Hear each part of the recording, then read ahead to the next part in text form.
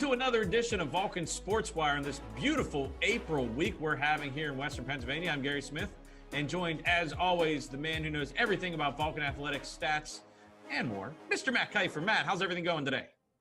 Going pretty well there, sir. And nice weather out there. Hoping it stays this way for the weekend. Well, you kind of broke up a little bit there, but I'm going to say it's probably the internet connection based on all the numbers you had to crunch this past weekend, especially Vulcan baseball. 4-game series against IUP, and the first of those games were on Friday at Wild Things Park.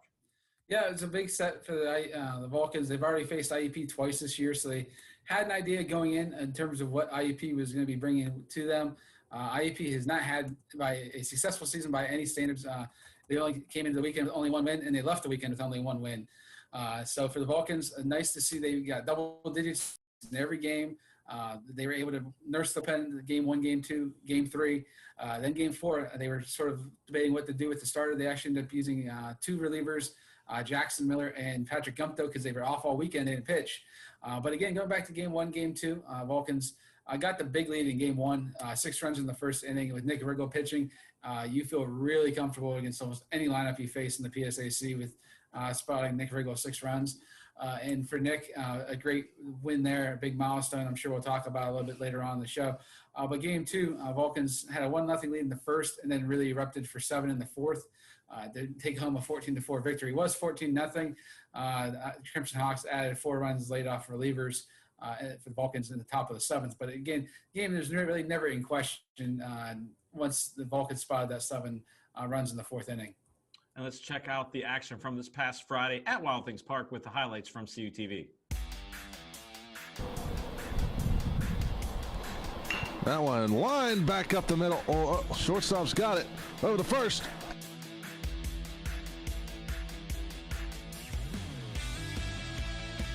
Swung on, hit over to left field. Oh, that one's going to get down. That's going to get 2 in. And there's the first one. And Miller around second on third, and he will score. Wind up and the delivery. That one gets away. A pitch out. Oh, that one's going to go into left field. Oh, the runners are going to go.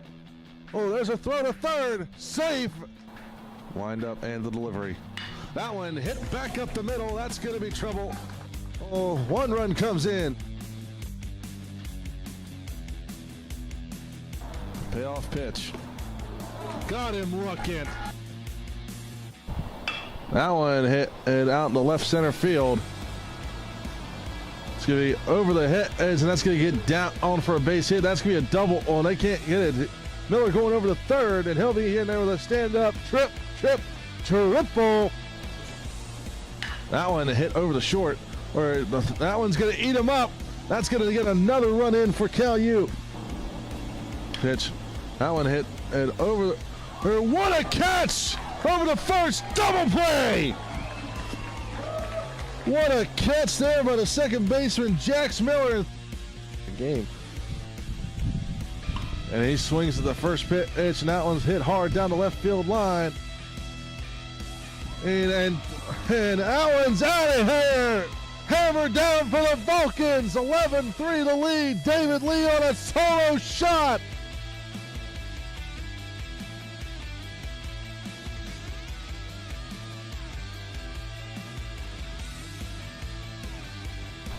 The pitch. Swung on in there. So throw it over the first to complete it. Nick Riggle gets his 20th win. And here's a Cal U Vulcan.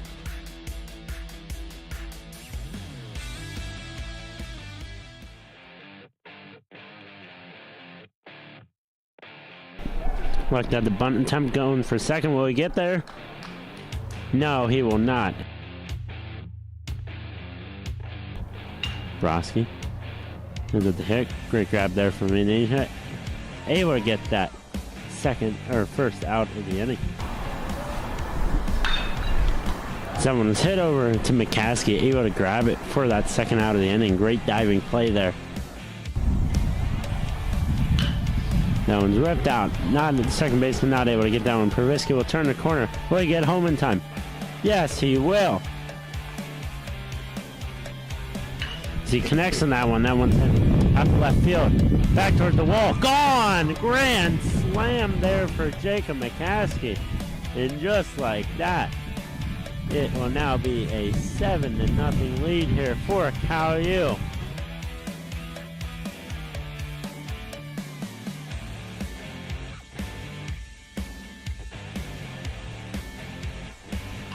Someone's hit out center field. Will that one drop? Yes, it will. And Brogan takes the corner. Will he get there in time? Home. Throw back to home. Yes, he was able to. That one's hit hard out to left field. Heading back toward the wall. And that one is gone. Home run. Patrick Brogan. Now add 2 more here for Cal U to make it a 13-0 game now here for the Vulcans.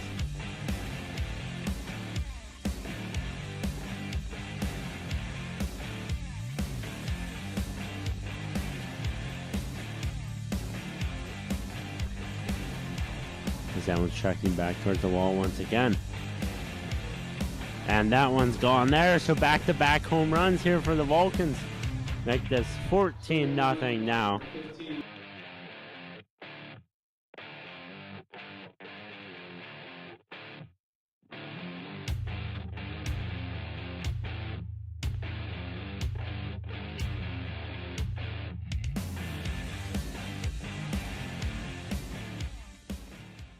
And Matt, as you alluded to before the highlights, Nick Rick will joining an exclusive club with the victory on Friday. Yeah, it was his 20th career victory for Nick. As a senior there, great accomplishment. One of those fifth-year guys came back for that extra year after how last season went down. First guy to get 20 wins since 2016, Randy Sturgill. I've been fortunate to see many of these pitchers either at Cal U or even like Rick Krivda. You and I both remember Rick from his time in the major leagues and also the Olympics. But one of those things, I've been fortunate to see most of these guys pitch, and Nick fits right in line with those other guys who could take the ball. You knew when they got it. It was going to be tough for any pitching coach to go out there and take it from him. But Nick did a great job. Tremendous accomplishment for everything he's been going through the last couple of weeks, really pushing through, and great to see him reach that milestone. He's the first guy in the PSAC to actually reach that mark that's currently playing. Not going to catch the guy who's the active leader. I did look to see the guy, one of the conferences has 29 victories. That's a little bit beyond capabilities for Nick to catch this year. Plus, that guy keeps adding on to those wins, I'm sure. But Nick also, I mean, being a workhorse, he actually moved up to 4th all-time in school history with 225 innings pitched. So that's a lot of throws out of that right arm, but he's been a great asset for the Vulcans these past 5 years. And he definitely is a guy, when you see him on the mound, you have good feelings that the Vulcans are going to compete and more often than not come out on top. And after coming out on top in 4 games against IUP, we're going to take a look at the PSAC West standings. And as we alluded to last week, you know, one good weekend can send teams shooting up the conference or shooting down. And with California going 4-0, they are moved into a tie for second with Slippery Rock and UPJ at 5-3 behind Seton Hill, who are still at 4-0. Yeah, Slippery Rock, I mean, they faced Gannon. They shifted their whole series into this week instead of playing over the weekend. In the first day of the doubleheader, Slippery Rock lost both games to the Golden Knights. So I think it was a little bit surprising, especially since Slippery Rock didn't throw their ace. But they're in a log jam right now after Seton Hill at 4-0. They have some COVID protocols they're going through right now. That's why they're sitting there a little bit behind the schedule of everybody else. But a lot of teams 5-3 and a couple of 4-4. Vulcans this weekend, Mercyhurst 4-4. That could be, again, another huge week and only one game separating them in the standings, but big 4-game set coming up.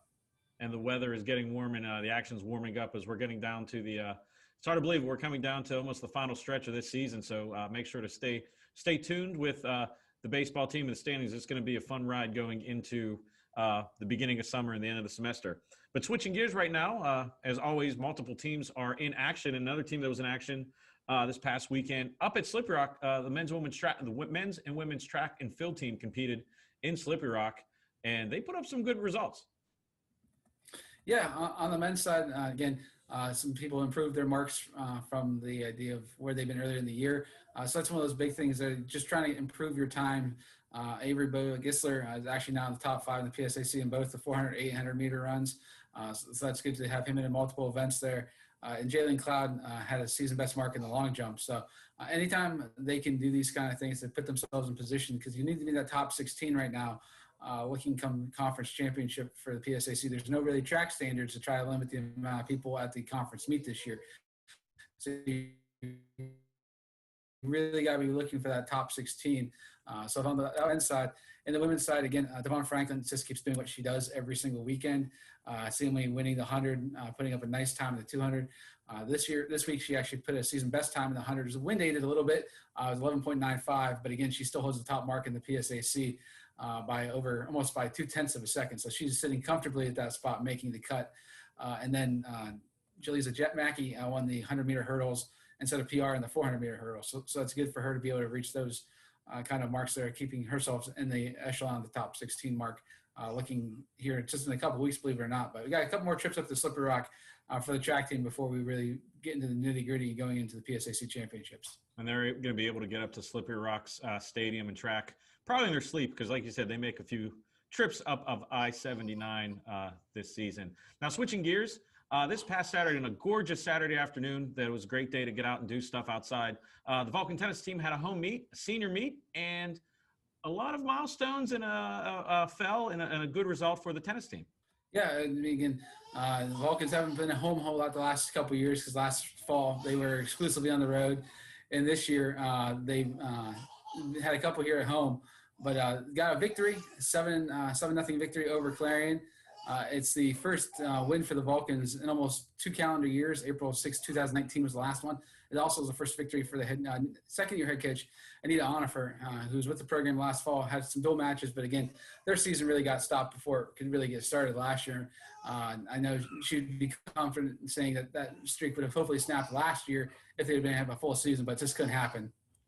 Yeah, and it's good for her to get that first win. Like you said, last year, her first year was kind of weird whenever the world stopped. But congratulations, Coach Onifer, for getting her first of what we hope to be many career victories here at California. And finally, rounding out the week in athletics, this past weekend, men's women's golf team traveled across the state to play in a tournament at Westchester, and the women's team came out on top.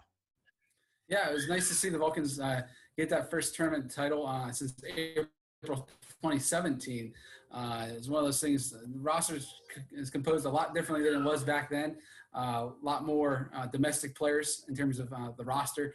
Not nearly as many internationals, which is basically what it was in 2017. But it was great to see the women's team come out on top. They had the top round top score in each of the 2 rounds, shooting a 347 on Tuesday. So that's nice to see. Junior Rachel Wilson again led the team on the leaderboard. Had finished the top 3. Addie Mann, a freshman, finished top 5.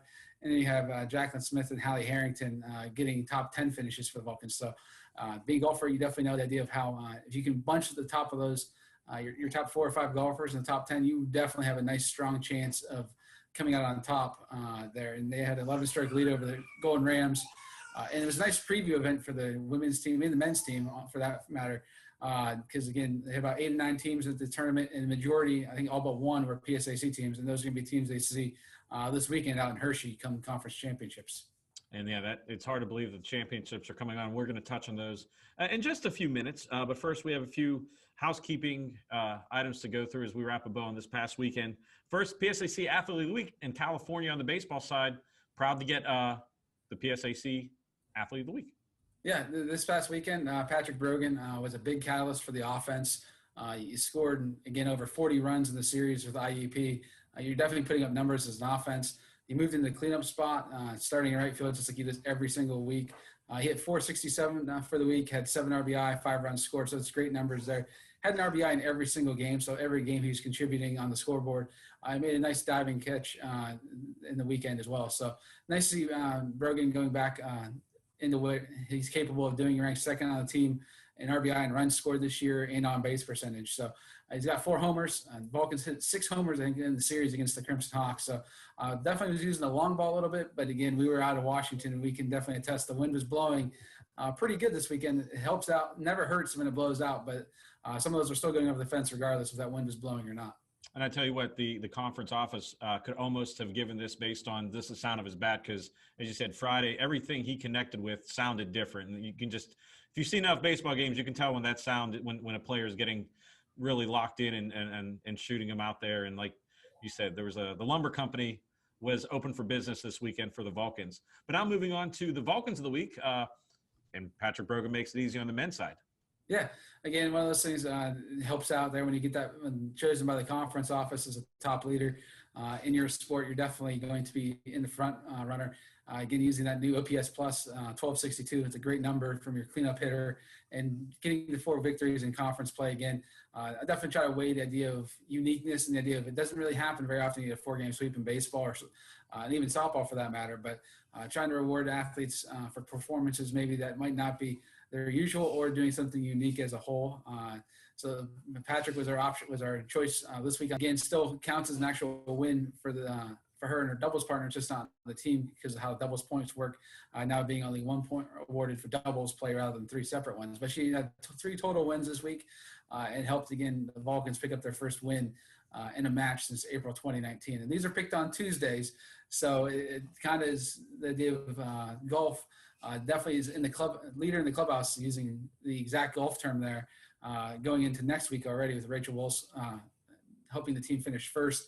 But with PSAC championships coming on this weekend, if another teammates perform exceedingly well at the conference meet, she may get passed by her own teammates for this kind of things. Plus, we have track going on, tennis playing today here about an hour from when we're shooting at IUP, which is a tough powerhouse program right now, and softball set to return to the diamond. So there's no guarantee right now, but again, if you ask right now, Rachel Wilson be the top option going into next week. But again, if you go Tuesday to Tuesday, how these awards work, a little bit different than the conference. Maybe it has a set Monday to Monday kind of option.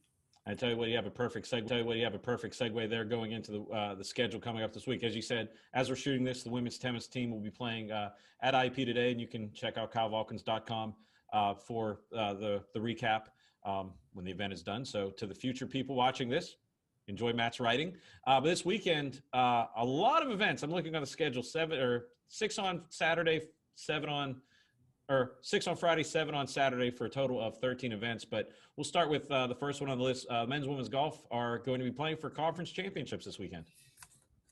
Yeah, it's one of those things that they traditionally play in the fall season is when their championships are. But given how everything is still fluky right now and nothing really set in stone, they moved it to the spring, and something it's an easy fix.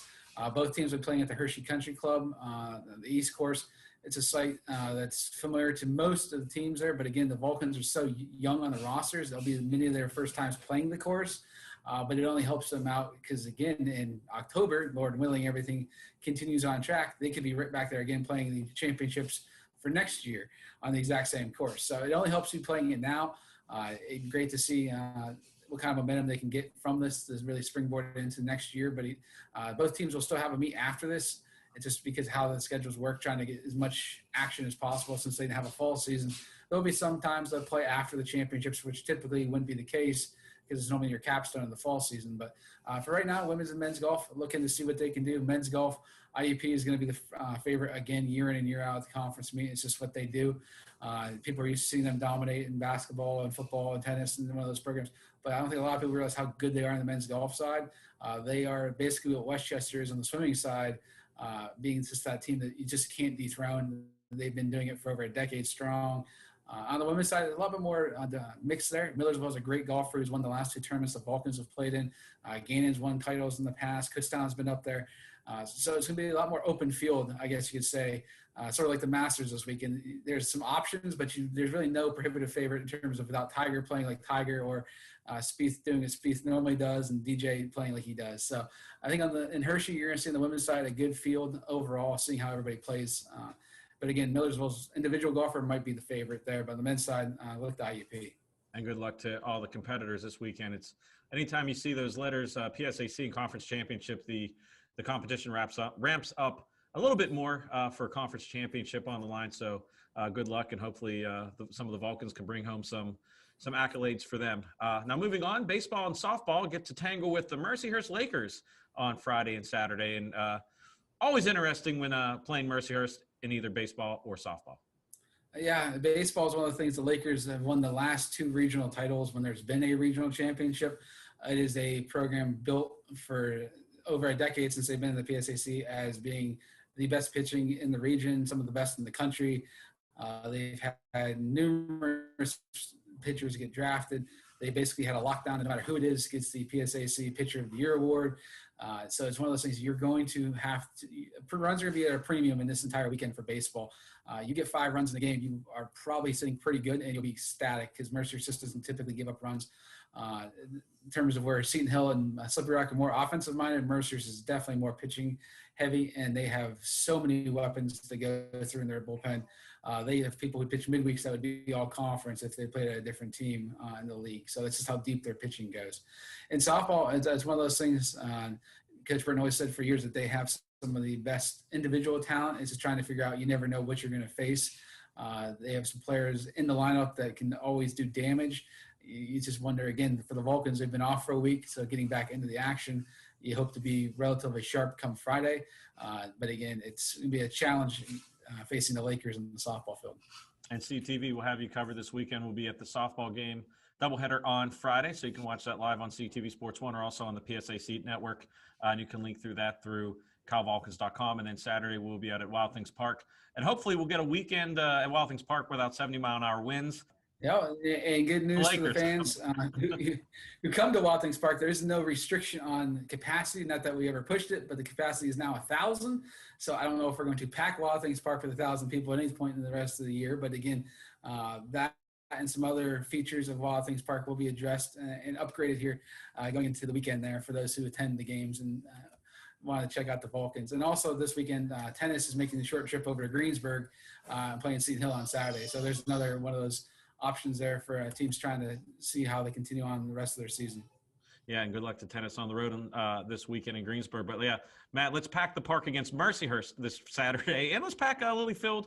Let's get some fans out there. But like I said, if you can't be out there, we'll have you covered either with video or Matt will have the live stats and everything like that. And real quickly before we finish the show, a little bit of a anomaly. Softball had some games rescheduled from Edinburgh, and they are at home on the 13th against the Fighting Scots. Yeah, it's one of those things. The whole series got pushed back to the 13th and 14th.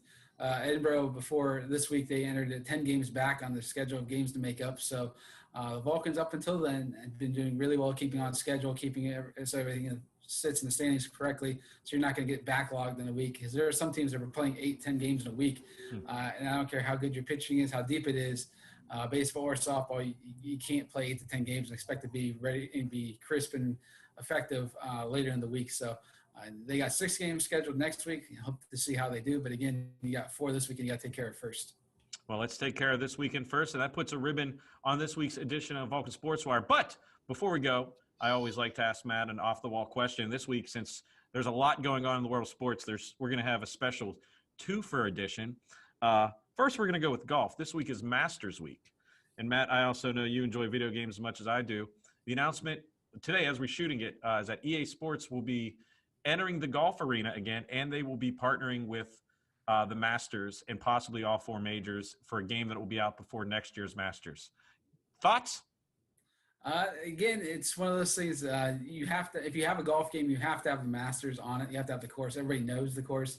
You can have St. Andrews and everything else, Sawgrass, but unless you have Augusta, it doesn't really have the same feel of most golf games in the past when Tiger was dominating the field and dominating the video game world. But you have to have Augusta on it if you're going to have a legit golf game that you want the masses to buy. And I have a feeling next year about this time, both Matt and I will be sick. We'll be a little under the weather, probably allergies. Just don't check our online gamer tags to see if we're playing that video game. Now, the second question, the other big event this weekend, the Showcase of the Immortals, WrestleMania. And we're also big wrestling fans. And, Matt, I'm going to ask you probably the toughest question I've ever asked you. Hulk Hogan has main evented several WrestleManias. He's the greatest wrestler ever, as we all know. If you could go back in time and watch one main event, would you go back and rewatch the main event in person at Skydome versus The Warrior, or 10 years later at the Astrodome, Rock versus Hulk? Which one do you go back in time to watch? Well, again, I am wearing blue, and I am a Blue Jay fan, so anytime I go to Toronto, I'm going to go to Canada and see the Skydome, Rogers Center, whatever you want to call it, whatever, if I go back in time to see it. But I would probably pick the Skydome just because, one, it's a shorter trip, and 2, it's definitely there. And The Rock wasn't really The Rock quite yet. He was close, but he wasn't running for president like he is in Little Rock that we see now on TV. Yeah, I guess in hindsight, that wasn't that tough of a question. Whenever you connect the dots and get the Blue Jays connection in there. But, I mean, really, there's no wrong answer. Any Hulk Hogan main event at WrestleMania is going to be great, except maybe the one where he came out of nowhere with a black eye and beat Yokozuna after Yokozuna beat Bret Hart at Caesar's Palace. So that's way too much information about WrestleMania history. Matt, we'll be seeing a lot of each other this weekend, but for all the fans out there, go to KyleVulcans.com for any up-to-date information about schedule changes. The weather looks pretty good right now. I'm going to knock on wood, but Matt will have all the information on KyleVulcans.com or the social media on Instagram, KyleVulcans, or Twitter at KyleVulcans. For Matt, I'm Gary Smith. We'll see you next week. And once again, go Vulcans.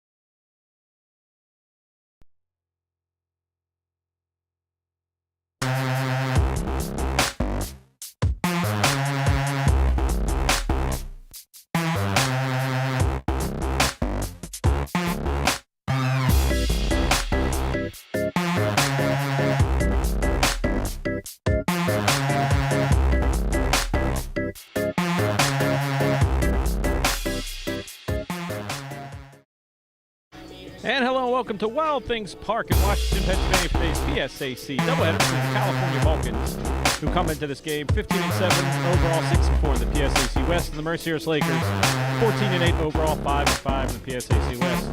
I'm Gary Smith, and I'll be with you this afternoon, joined by my good friend Tom Caton on camera today. Let's take a look at the tail of the tape to see how these two teams match up. Almost mirror images of each other, pretty even in batting average, hits, runs, RBI or home runs. So you see an ERA pretty similar, wins and losses pretty similar, strikeouts and walk ratio pretty similar. So should be a good doubleheader. Let's take a look at the starting lineup for the Mercyhurst Lakers. So quarterback at second, Jack Elliott, Philip Ferranti, Josh Sorowick, Tyler Zilski, Luke Jackson, Matt Gibson, Luke Barichek, Kazimierz Sabatsky, and pitching will be Vincenzo Lucente. On the hill for the California Vulcans, coming in with a record of 1-2 right-hand pitcher, junior Jack Haley, who's the first pitch. Is going to be hit out to the third baseman, and quickly one pitch and one out for the Vulcans. So very efficient first batter of the game for Ray Haley. That'll bring up the number 2 batter for the Mercyhurst Lakers. Second baseman Jack Elliott. Yesterday he had 2 home runs in game 2. Mercyhurst won the second half of the doubleheader. California in dramatic fashion won game 1. So there's ball 1 outside. So for the first time today, the batter will see a foul. So quickly Haley will hit number 2.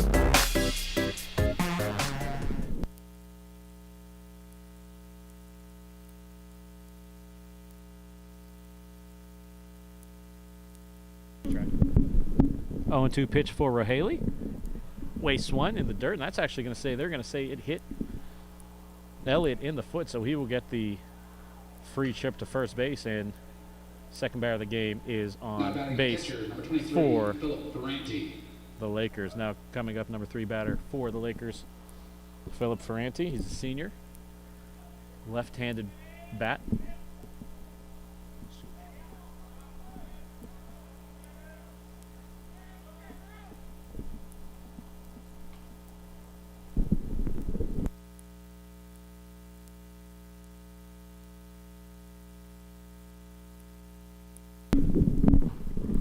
First pitch to Ferranti is outside, ball 1.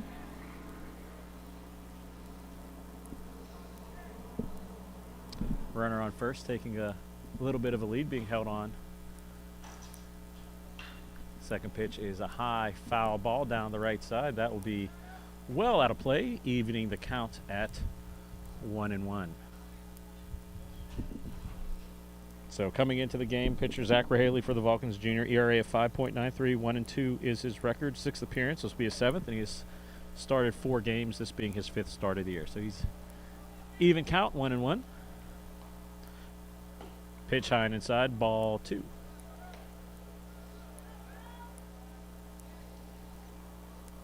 So after the first 2 batters for Mercyhurst came out swinging, Ferranti kind of seeing what Rahaley has to offer. Pitch popped up. High sky here in Washington. Second baseman coming in for the Vulcans, and that'll be the second out. Nice play there by Jax Miller fielding the position. That ball was high into the sky. Beautiful day here in Washington, Pennsylvania.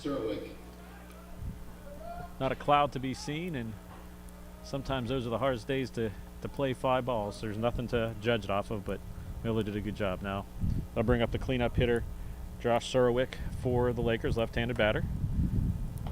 Looks at the first pitch, high ball 1. 2 outs here.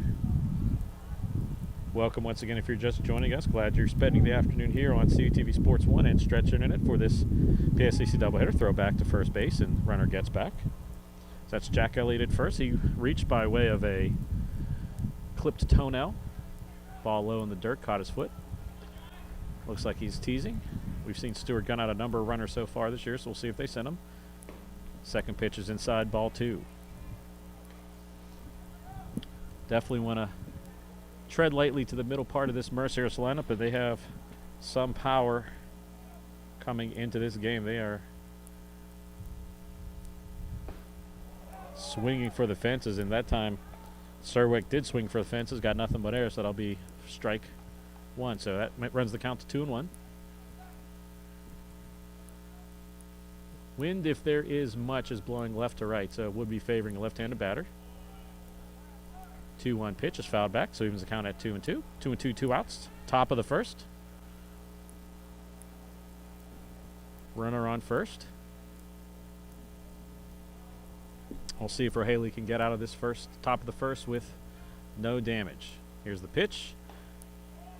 Looked like he tried to spin a curveball outside, and it didn't have the rotation to get back. And actually kind of looked like it squirted out of his hand, so that'll be outside. If you're going to miss to your cleanup hitter, you want to miss in a spot where there's no way that damage can be done. So full count, runner goes. Swung on, hit down the right field line. That's inside, so that'll get to the corner, and they're going to wave Elliott around, and it's going to be 1-0 here for the Mercyhurst Lakers as a 2-out full count double for Josh Serwick. Nice piece of hitting there for the Laker cleanup hitter. And that'll bring up the number 5 batter for the Lakers. Right fielder, number 3, Tyler Zalewski. That'll be Tyler Zalewski, the right fielder. So O'Haley's going to have to compose himself. It was a good effort at making the stab by Carter Chin over at first base, but ball hugged the line and got to the corner, rattled around, and Elliott, who was running on the pitch, there was no way he was going to be denied scoring. So first pitch, hit right up the middle, and that's going to be a base hit, and they're going to wave around the runner, and he's going to score, so make it 2-0 Lakers on an RBI single by Tyler Zalewski. So California was within 1 out, 1 pitch of getting out of the top of the first, and now they trail 2-0. Luke Jackson. And that'll bring up designated hitter Luke Jackson. He's a junior, right-handed batter.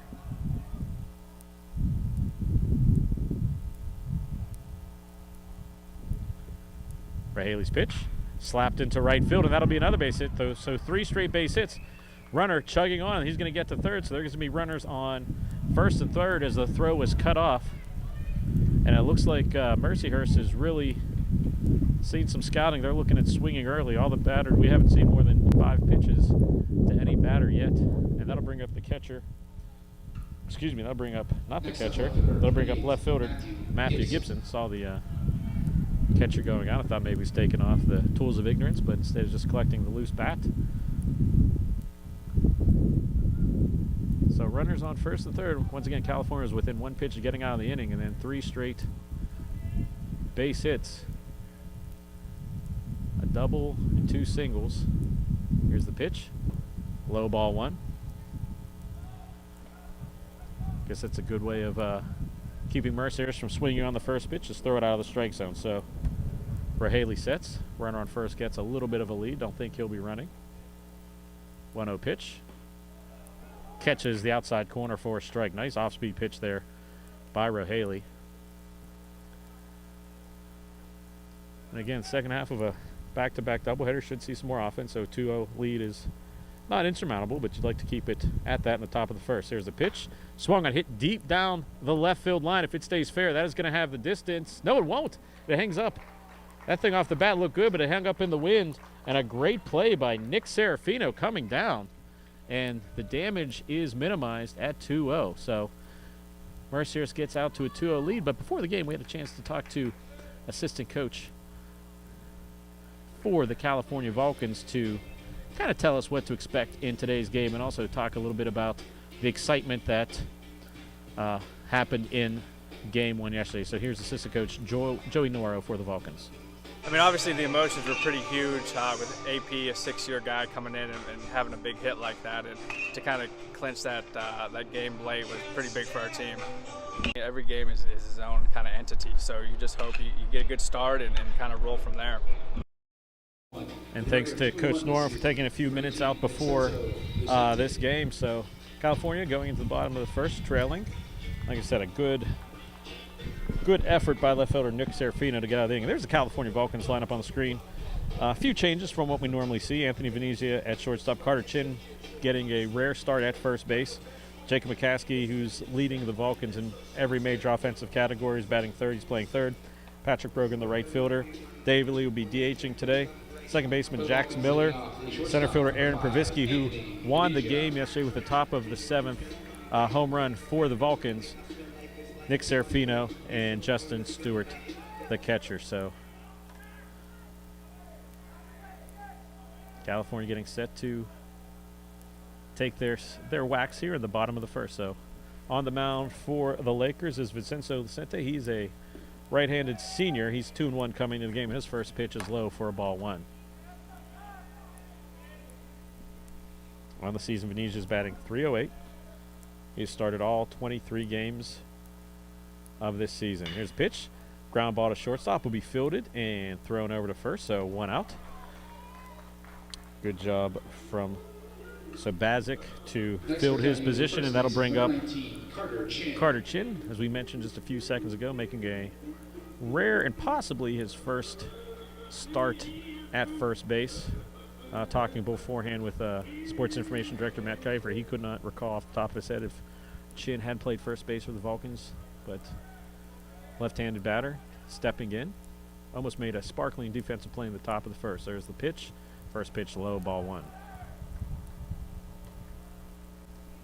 On the season, Chin has appeared in 13 games, started 6, still looking for his first base hit of the game, or the season. 1-0 pitch. Inside ball 2, so showing some patience here.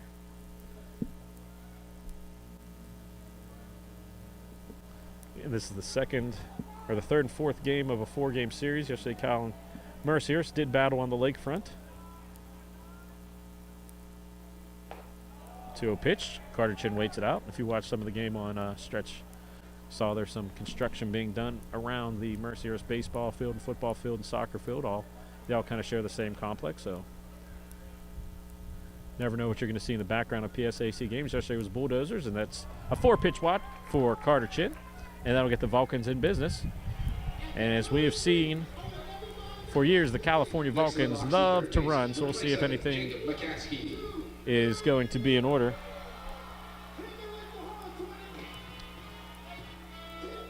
Chin does have 1 stolen base attempt, but he's 0 for 1, so that'll bring up third baseman Jacob McCaskey, who is leading the Vulcans in every major offensive category. The junior right-handed batter, powerful swing. First pitch, curveball right over the heart, taking all the way, strike 1. So Vicente getting ahead of McCaskey.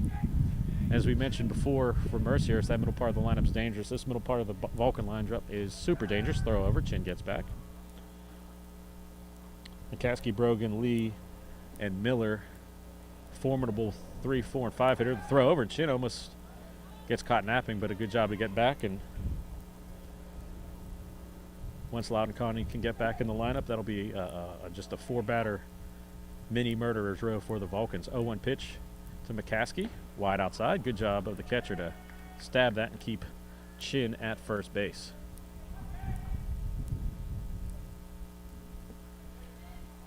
Outfield playing deep.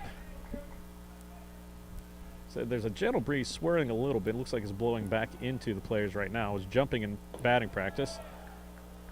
Pitch high, ball 2-1.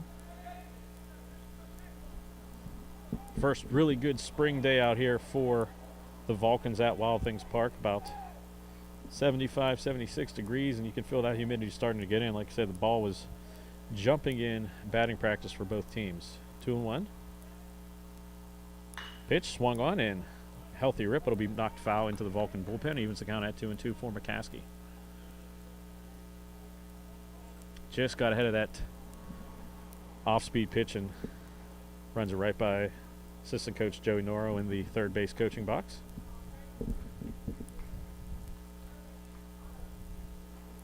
Two-two pitch for McCaskey.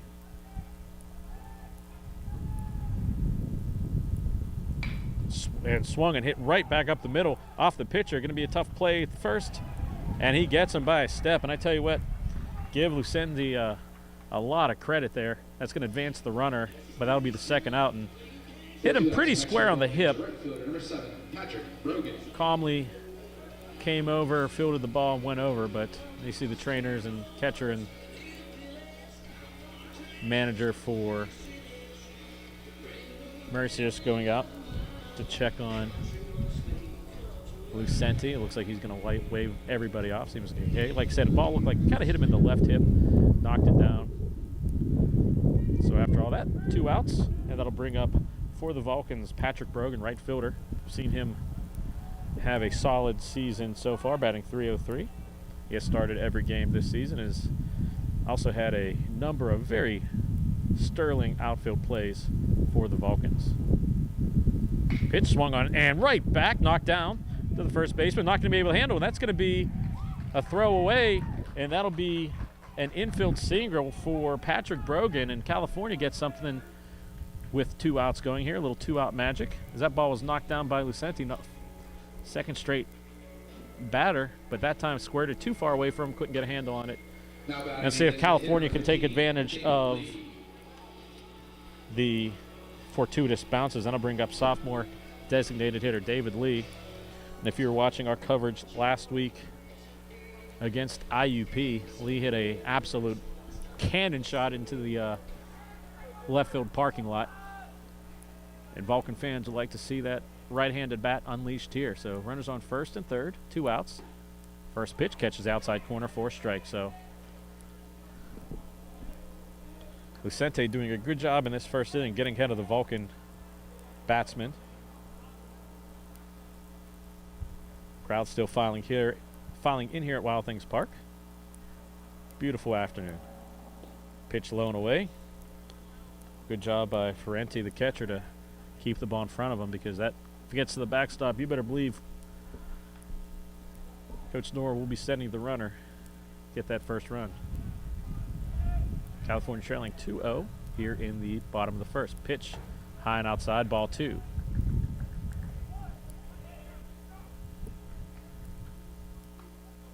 So with 2 outs here, David Lee looking to get the Vulcans on the board here with a base hit or more. Outfield shifted to left field, so a big gap in right center. 2-1 pitch outside, 3-1. So hitters count now for the Vulcans. We'll see if Lee has the green light or if Coach Norwell's gonna have him take a waste pitch here, take all the way. Runner first gets a little bit of a lead. 3-1 pitch, runner goes, swung on, foul tip. So I'll run the count to full, and that'll send Brogan back to first. He was breaking with the pitch.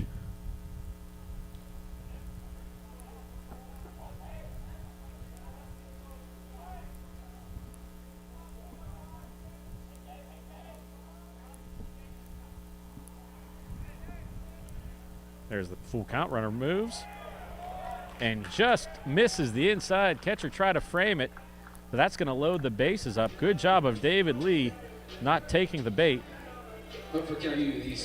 And that'll bring up second baseman Jax Miller, left-hander. So as we saw on the top of the first, Mercyhurst doing some damage with 2 outs. See if California can do likewise. Jax Miller, left-handed batter. If he can get something into the gap, this will bring in 2 or 3 runs right up the middle. Off the pitcher, there's going to be a play at short, and he gets it. And that was a close play there, but a great job by Troy Banks flipping it to Sabazic, and that'll end the inning for the Vulcans. So after 1 full, Mercyhurst leads 2-0. You're watching Vulcan Baseball live on CTV Sports 1 and also the PSAC Network. We'll be back after these messages. The Vulcans are back in action, and CUTV has you covered. Baseball versus Wheeling. Baseball versus Walsh. Baseball doubleheader versus Slippery Rock. Baseball doubleheader versus Mercyhurst. Baseball doubleheader versus Clarion. Baseball doubleheader versus Seton Hill. Vulcan softball, doubleheader versus Gannon. Softball doubleheader versus IUP. Softball doubleheader versus Slippery Rock. Softball doubleheader versus UPJ.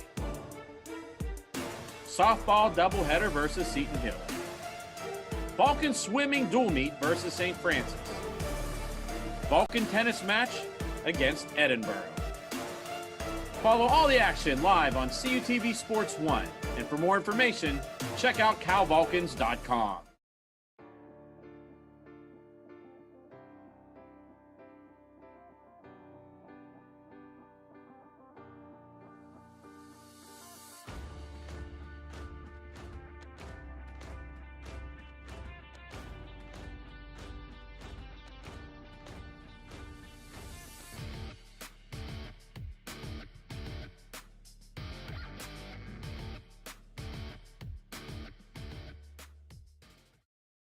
And welcome back here to Wild Things Park here in Washington, PA. Top of the second inning. California down 2-0 as the second pitch of the inning is a strike. Zach Haley doing a pretty quick 8-pitch warm-up there and kind of sped through it, so we kind of missed the first pitch, so we're sorry about that. But Haley pitch, swing and a miss. Runs the count to 2-1-2. At bat for the Lakers is number 22, center fielder Luke Baranchak. Behind 1-2 for Haley. Works outside, nothing doing. Good eye by Baranchak. Runs the count to 2-2.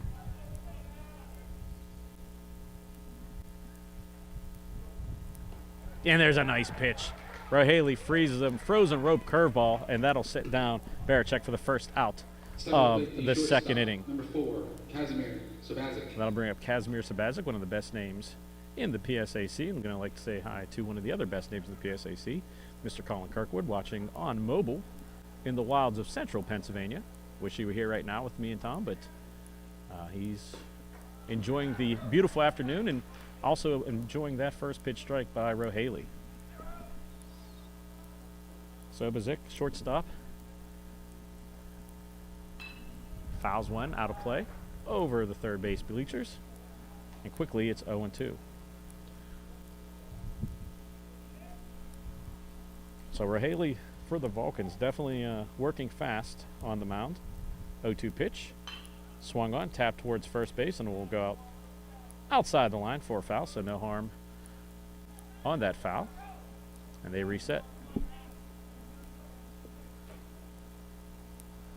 For just joining us, Mercyhurst had a little bit of two-out lightning in the first inning. Scored 2 runs, and the Vulcans trying to match, and a couple sterling defensive plays. There's a shot into center field. Moving over will be the center fielder for the Vulcans. Nice play by Pravisky, running it down, and that'll be the second out here for the Lakers. Second baseman number 2. And that'll flip the order, and that'll bring up Troy Banks. Has seen exactly one pitch in this game, and grounded out to third. So see if he can see a few more pitches or if he's first pitch swing. That seems to be the modus operandi for the Lakers today. First pitch is blown away outside.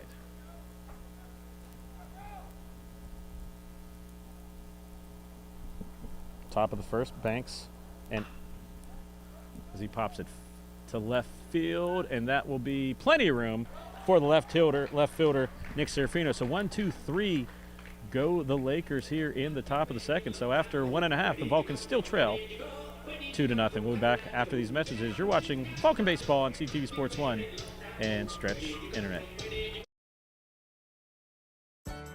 To help stop the spread of COVID-19, masks in a variety of colors, styles, and materials have appeared on the faces of people and statues all around us. First, how not to wear a mask. Don't wear the mask below your nose. Don't leave your chin exposed. Don't wear your mask loosely with gaps on the sides. Don't wear your mask so it covers just the tip of your nose. And especially, don't push your mask under your chin to rest on your neck. Do wear your mask so it comes all the way up, close to the bridge of your nose, and all the way down under your chin. Do your best to tighten the loops or ties so it's snug around your face, without gaps. Wearing a mask takes some getting used to, for sure, But as we do our part at Cal U to slow the spread of coronavirus, it's important to wear a mask the way it's intended to be worn. Stay safe, Vulcan Nation. Wear a mask.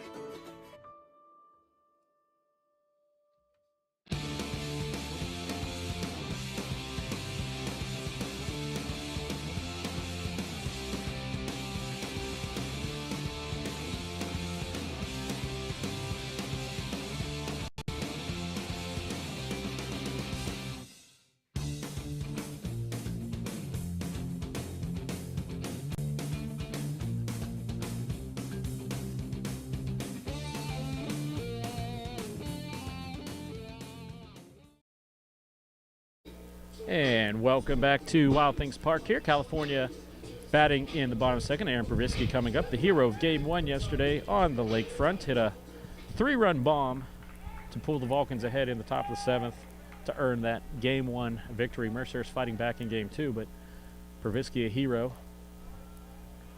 And Provisky looking outside ball 1. Provisky having himself a fine senior year. Ahead of the count, 1-0. Here's the pitch, swung on, tapped down the third base line, foul, so evens the count, 1-1.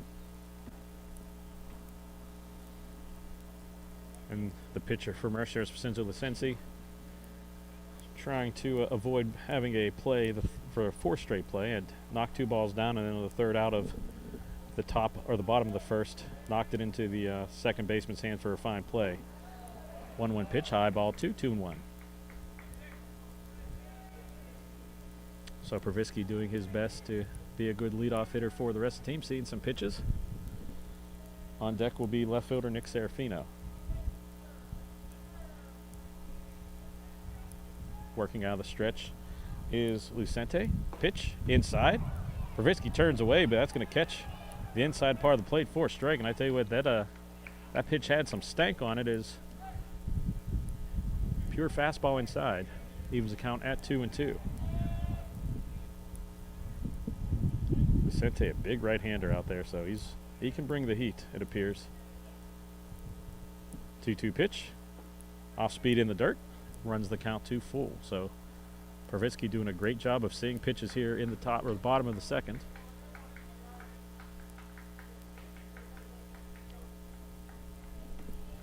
And Lucente requesting a new ball from his battery mate, Ferranti. Umpire obliges, so we get a new orb out there and full count. Provisky digging in. Awaits Lucente's payoff pitch. Here it is. Outside, ball 4. So California getting the first base runner of the bottom of the second here. And a lot of speed out there with Aaron Provisky. And we'll see Next if anything's number 2, Nick Serafino. on for the Vulcans. That'll bring up Nick Serafino, left fielder for the Vulcans. Batting 167. He has started 4 games previously.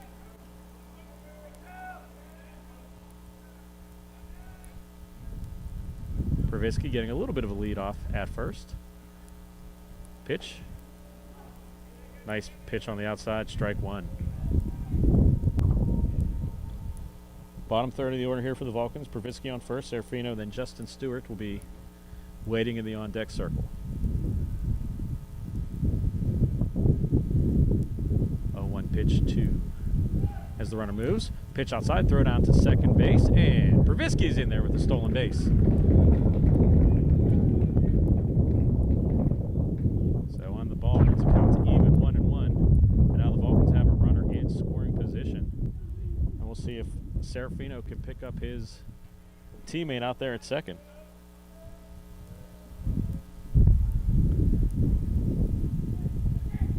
Actually, to 0-2 count, that pitch was ruled a strike. 0-2 pitch was just off the plate. Heard a sizable groan from the Mercyhurst contingents on the right field first base side of Wild Things Park. Provisky taking a healthy lead off a second. 1-2 pitch to Serafino.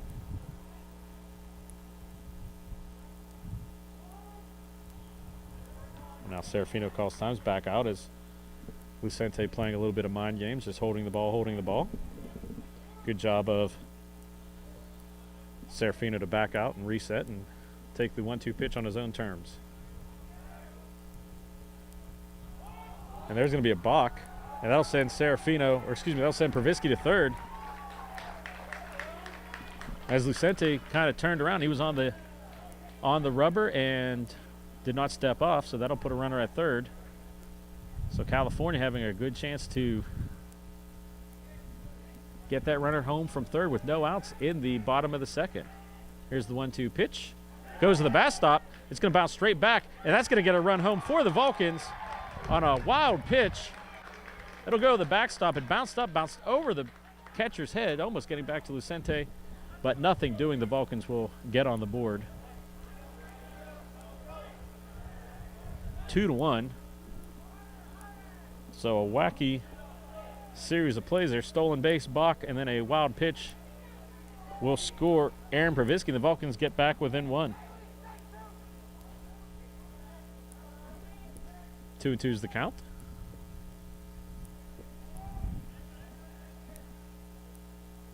Here's a 2-2 pitch. Over the middle but high, ball 3, and so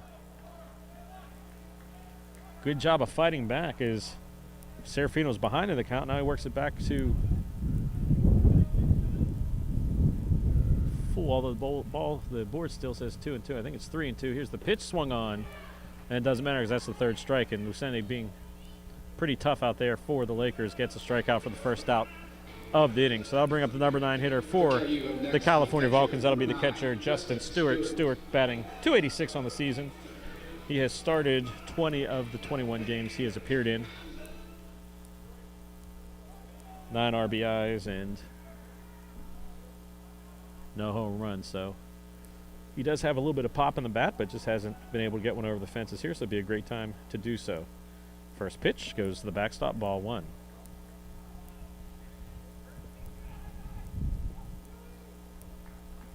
Stewart, the junior catcher. We saw him a few weeks ago make an amazing play at the end of the non-conference home game versus the IUP Crimson Hawks on a pop-up foul ball, diving backwards in the wind to preserve the victory. 1-0 count, pitch inside, 4 strike, 1-1. Stewart quickly back in. So we have somebody doing burnouts in left center field. Always something to see outside of Wild Things Park. And that'll be a 1-1 count, just missing outside, 2-1.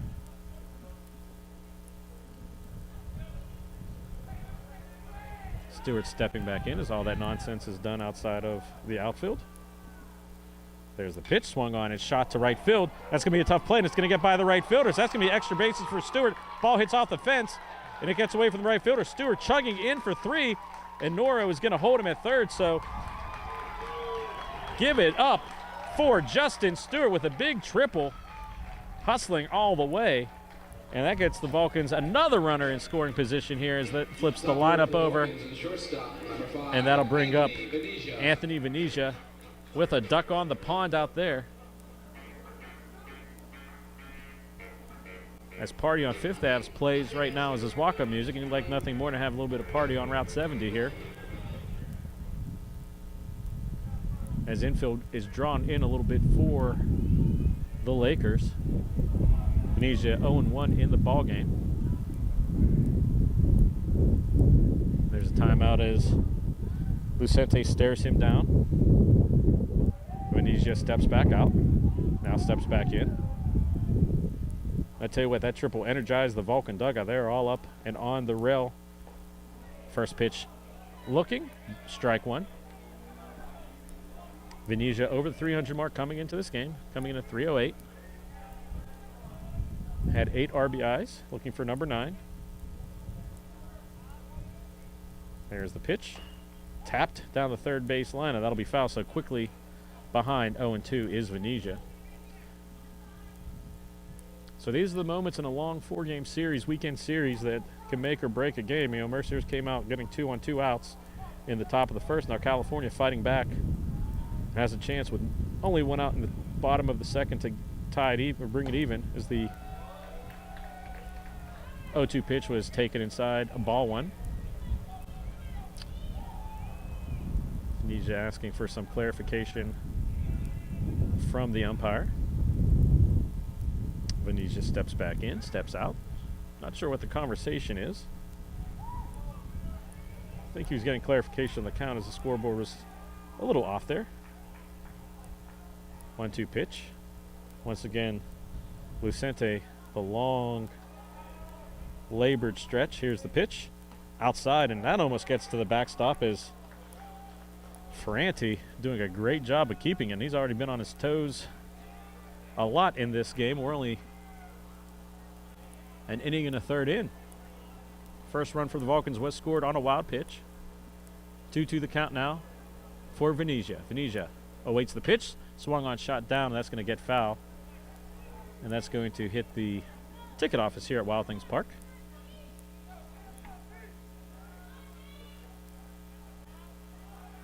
Venetia just trying to make contact. Any contact you think that's not a pop-up will get the run home for the Vulcans. 2-2. Venetia waits.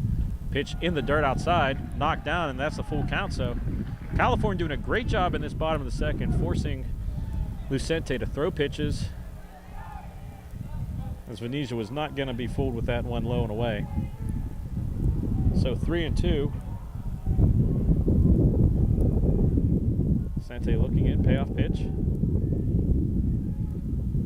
And that's going to be outside, ball four. So the Vulcans have runners on the corners now with one out here in the bottom of the second. And that'll bring up first baseman Carter Chin with a chance to do some damage here. Batting for the Vulcans, the first baseman, number 19, Carter Chin. And now Ferranti going out, giving the defensive signals here. This looks like Mercyhurst in their road blue. They have a good color scheme, the blue, white, and green. Blue and green just look sharp. Not a lot of teams utilize it, but looks like the middle infielders in double play depth. Then you got the center fielder shading just a hair, a step or two to right field. So Chin waits. First pitch. Called, ball one, and again some groans from the first base dugout. Umpire not seeming to give the inside to either pitcher. Throw back over to first and almost thrown into the first base dugouts. Now we have a pitcher for Mercyhurst warming up. That is number 7, Hunter Treese. He's a senior. So we'll see how long of a leash Vincenzo Lucente has for the Lakers. 1-0 pitch to Chin. Just catches the outside corner. Nice pitch. That's a good comeback pitch. As now is the ball is walked back, and they're going to have a little bit of conversation on the mound. So not sure if there's some issue with seeing the signs or not. It's had a beautiful day. Not too many clouds in the sky. Not sure if it's a shadow issue or just trying to get back on the same page. But Carter Chin for the Vulcans has a chance to bring the Vulcans even, or with the speed out there in the base pass, anything in the gap or down the line could score the go-ahead run for the Vulcans here in the bottom of the second. And this is a pretty big game in PSAC standings, as we're going to look at those at the top of the third inning. The umpire mentioning something up to the press box. Not sure what it was, but everything's back. I think they were just getting the count correct, 1-1. So the game has reached a little bit of a lull here with runners on. Lucente taking his time. Here's the pitch. And the runner goes. That's a strike and without a throw. So stolen base for the Vulcans. So that'll put Venetia in scoring position. So Carter Chin having 2 runners in scoring position, trailing 1 and 2 in the count. Infield backs out from double play depth. 1-2 pitch, swung on and foul tip. That was a good pitch, good downward motion. Chin doing a good job just fouling it off, as I'm not sure he could have done anything with that pitch where that was located. So everybody resets.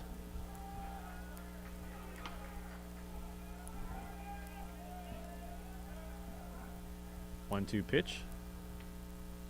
We're on the outside. That's a good pitch. Freeze is Carter Chin, and that's the second out. And that should give a little bit of confidence back to Lucente as he was laboring a little bit here in the bottom of the second. So, but I'll bring up Jacob McCaskey, one of the most dangerous batters in the PSAC, has a chance to tie the game or take a lead. But unfortunately, with 2 outs, that takes the sacrifice out. So it's either going to have to be a base hit, maybe a wild pitches. We've already saw that. A number of ways to get that third runner home. Timeout. Once again, it's about the third or fourth time we've seen a test of wheels there between the batter's box and the pitcher's mound.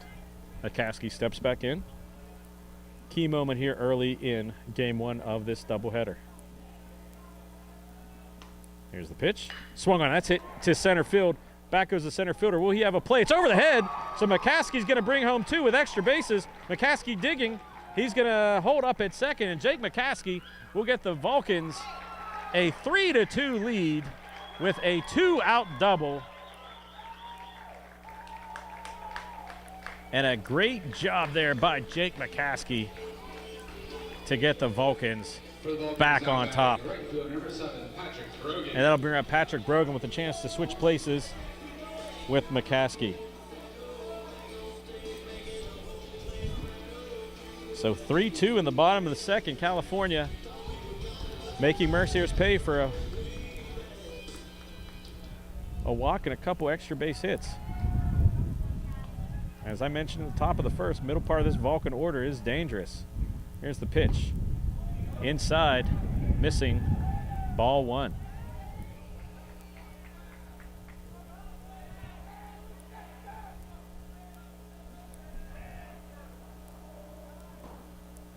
So ball 1 to McCaskey. Waits the second pitch. There it is. High inside. Ball 2. I tell you what, Lucente looks a little bit rattled right now in the bottom of the second. Has given up 3 runs and given up the lead. 2-0 pitch now to McCaskey. And McCaskey hits one down the right field line, and that is going to get out of play, I believe. And yes, so it makes it into the parking lot. So a long and drama-free foul ball. So long strike. McCaskey still ahead in the count, 2-1.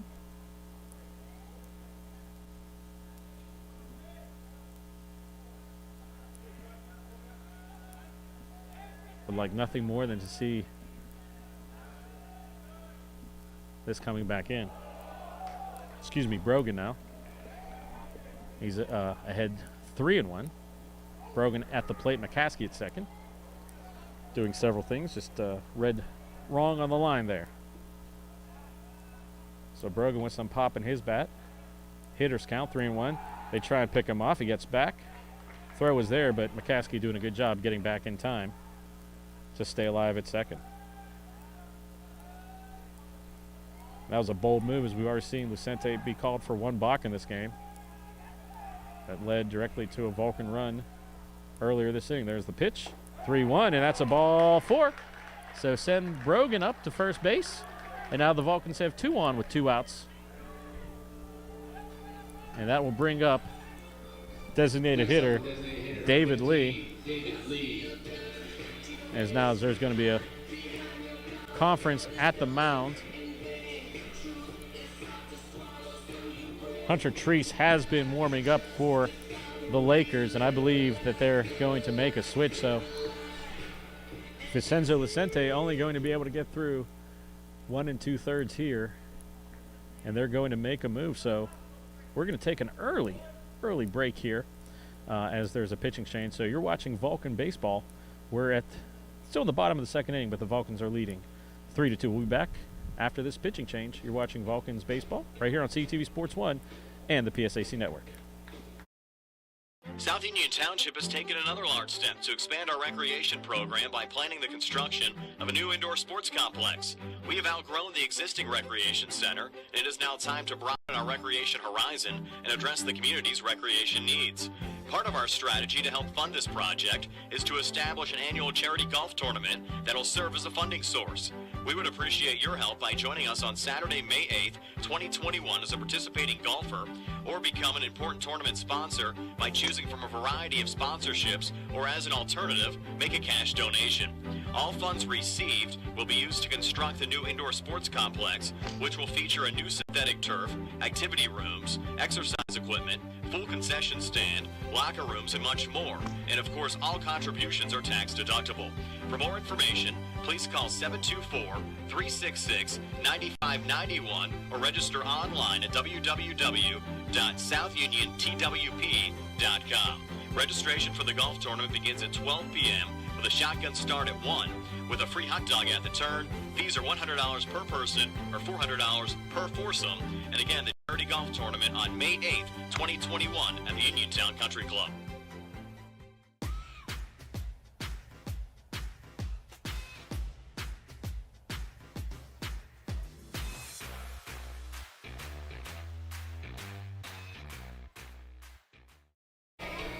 And welcome back to Wild Things Park. Here's the pitching change we see on the screen. The PSAC West standings.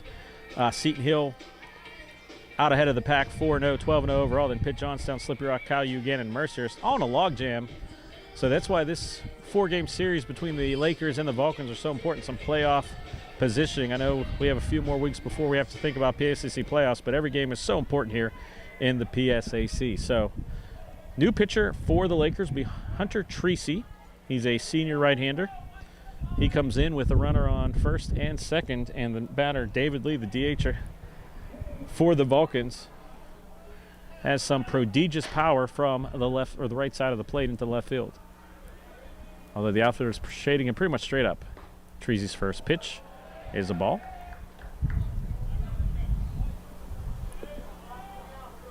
Lucente still responsible for the two runners on first and second, so cannot close the book on him yet.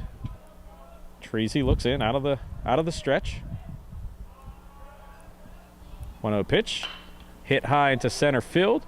Going to be a can of corn as the center fielder drifts back, and now it's over his head. He misplays it as that went from a can of corn to disaster, and David Lee will get a three-bagger. 2 runs come in,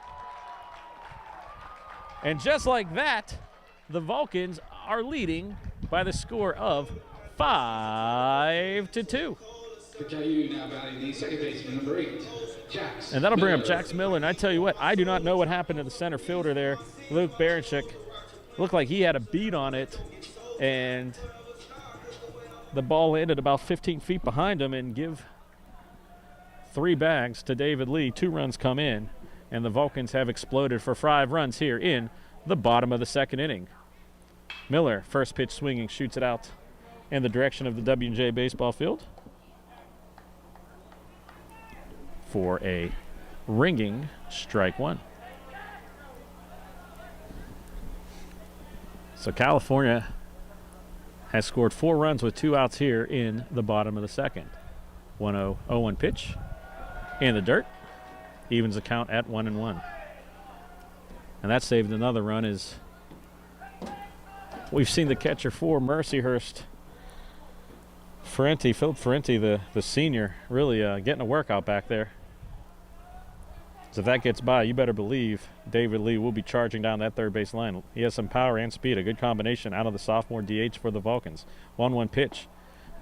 Off-speed pitch, catches inside part of the plate. And now Miller is behind 1-2. Some fluky plays here that you'll see on the highlights later tonight and throughout the week.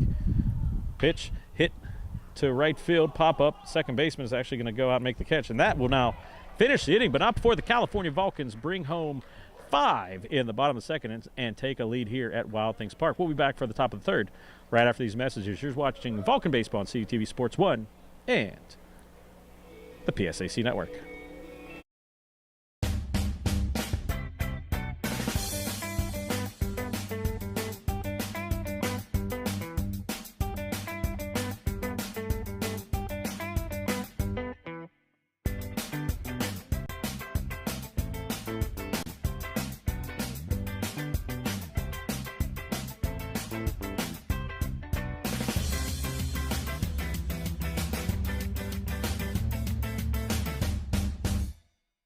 Have you seen the new Cal U Vulcan logo around?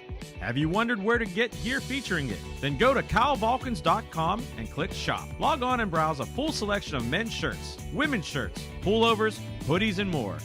All items feature customization with the new Cal U Vulcan logo and wordmark. The site also features a full selection of hats, tailgating items, and accessories. Don't be the last person to sport new Cal U Vulcan gear. Go to calvulcans.com today.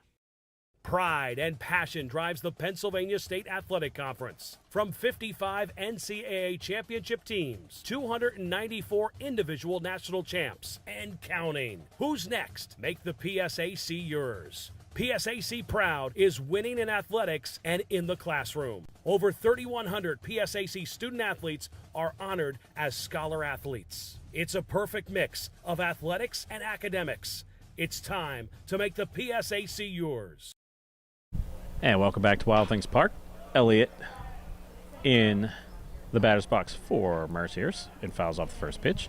And I tell you what, Zach Rahaley setting speed records for the warm-up pitches in between innings as we almost missed the first pitch again, but he's ahead 0-1. Rahaley's second pitch, low, ball one. And the graphic I was going to bring up for everyone at home would be the Mercyhurst team leaders, and Jack Elliott is leading the Mercyhurst Lakers in home runs. So a lot of power out of that left-handed bat as next pitch misses, ball two. He reached in the top of the first with a ball to the foot and later scored. There's a swing and a shot to left center field, drifting back, and it will be handled by the left fielder Serafino. So there must be a little bit of wind, because even on that, Serafino had to fight it. As we saw in the bottom of the second, Mercyhurst having some trouble and led to 2 more runs for the Vulcans, but have to keep an eye on that as now the U.S. flag is freshening in left center field. So it must be a swirling wind here. Can't really feel it where we are behind home plate. All I know is it's a little bit of humid and it's a beautiful day, and that will bring up the next batter, Philip Ferranti. Gets ahead of the count, ball one. Rahaley working out of the windup. Here's the 1-0 pitch. Off-speed pitch right over the heart of the plate. I tell you what, Rahaley has been pulling the string on those off-speed pitches. And ever since those 2 runs scored in the first inning, he has shown a lot of poise. There's a shot over to third base, going to be taken and thrown out. Good job over there by McCaskey. A good job of Carter Chin taking the throws just a hair wide, but got it in there. No drama to that, and it's a quick 1-2 outs here in the top of the third. And they'll bring up Josh Serwick, another left-handed batter for the Mercyhurst Lakers. Rahaley working quickly. Pitch low, ball one. Serwick, a senior for the Lakers.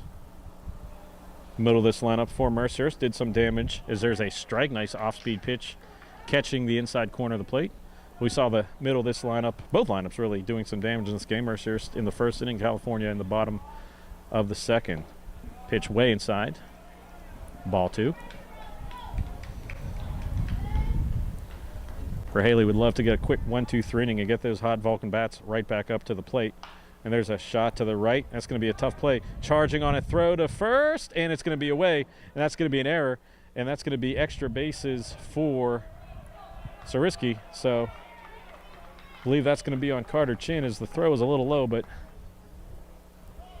2-base error there and puts the Lakers in scoring position. And that'll bring up Tyler Zalewski. It was going to be a tough play no matter what. Right fielder, number 3, Tyler Zalewski. And that will be, in fact, an error. So that'll force Rahaley into the stretch with the runner on second. Zalewski is senior.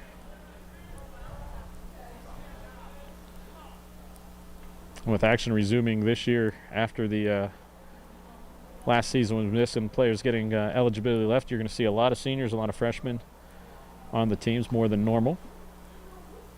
First pitch, nice fastball over the right corner of the play, outside corner of the plate for a strike. Outfield playing pretty much straight up against Zielinski. Raheli hit, 0-1. We're here in the top of the third. There's the pitch. Swung on, a shot out to right field. It's going to be slicing away. Will there be a play diving attempt, and it will be a foul ball. Great effort, though, by Brogan. Did a good job of putting on the brakes and putting on the slide before he ran into the padded wall over there. We've seen throughout our years here at Wild Things Park, players kind of get caught up in there, although there is some padding over there. So quickly, Raheli is ahead 0-2. 2 outs, top of the third. California leading 5-2. Hope you're enjoying this presentation of Vulcan baseball on this beautiful April afternoon. Chamber of Commerce type of day here in Washington, PA. Raheli deals, off-speed pitch, fly ball to center field. Going out, it's going to be taken by the right fielder, and that'll be the third out. As I tell you what, Patrick Brogan was wading into a sea of arms a leg. Good concentration gets the third out. So after 2.5 innings here from Wild Things Park, California Vulcans still lead 5-2. We'll be back after these messages.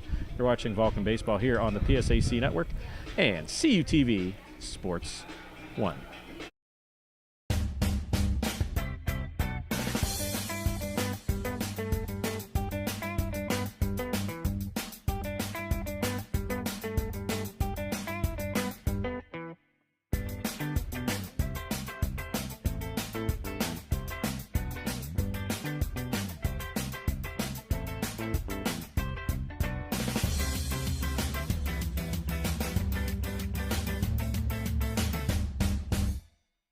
Have you seen the new Cal U Vulcan logo around?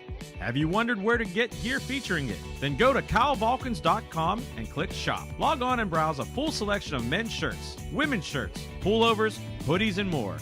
All items feature customization with the new Cal U Vulcan logo and wordmark.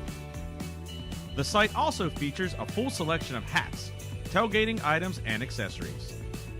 Don't be the last person to sport new Cal U Vulcan gear. Go to calvulcans.com today. Pride and passion drives the Pennsylvania State Athletic Conference. From 55 NCAA championship teams, 294 individual national champs, and counting. Who's next? Make the PSAC yours. PSAC Proud is winning in athletics and in the classroom. Over 3,100 PSAC student athletes are honored as scholar athletes. It's a perfect mix of athletics and academics. It's time to make the PSAC yours. And welcome back to Wild Things Park here, California. In the bottom of the third, leads 5-2, and stepping into the box for the Vulcans, the center fielder Aaron Pravisky.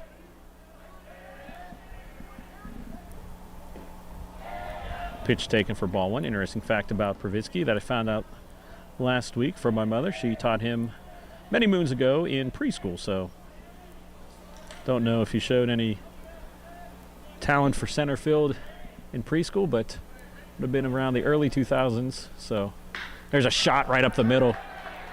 Pravisky will reach for the second time in this game, and he has the Vulcan machine rolling here in the bottom of the third. Nice pitch on the outside. Pravisky stays with it, and that's going to cause some problems on the base path for the Lakers. So they'll bring up Nick Serafino,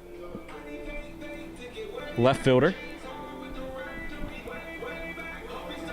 And this is kind of the recipe we saw on the bottom of the second. Pravisky getting on and then eventually working his way around the bases with 4 other of his friends and teammates to give the Vulcans a 5-2 lead after trailing 2-0 after a half inning.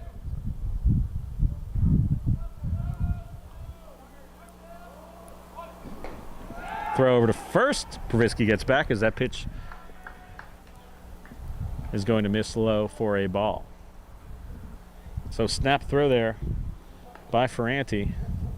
Pravisky hustling back and gets back. But Pravisky does have some speed for the Vulcans, so would not be surprised to see him take a stab at second base. Second pitch is wide, ball 2. Treacy facing his third batter as the starting pitcher, Vincenzo Lucente, was chased after 1 2/3 innings. So 2-0 the count to Serafino. Here's the pitch. just catches the outside corner, taking all the way, so runs the count 2-2-1. Did Serafino, a junior for the Vulcans.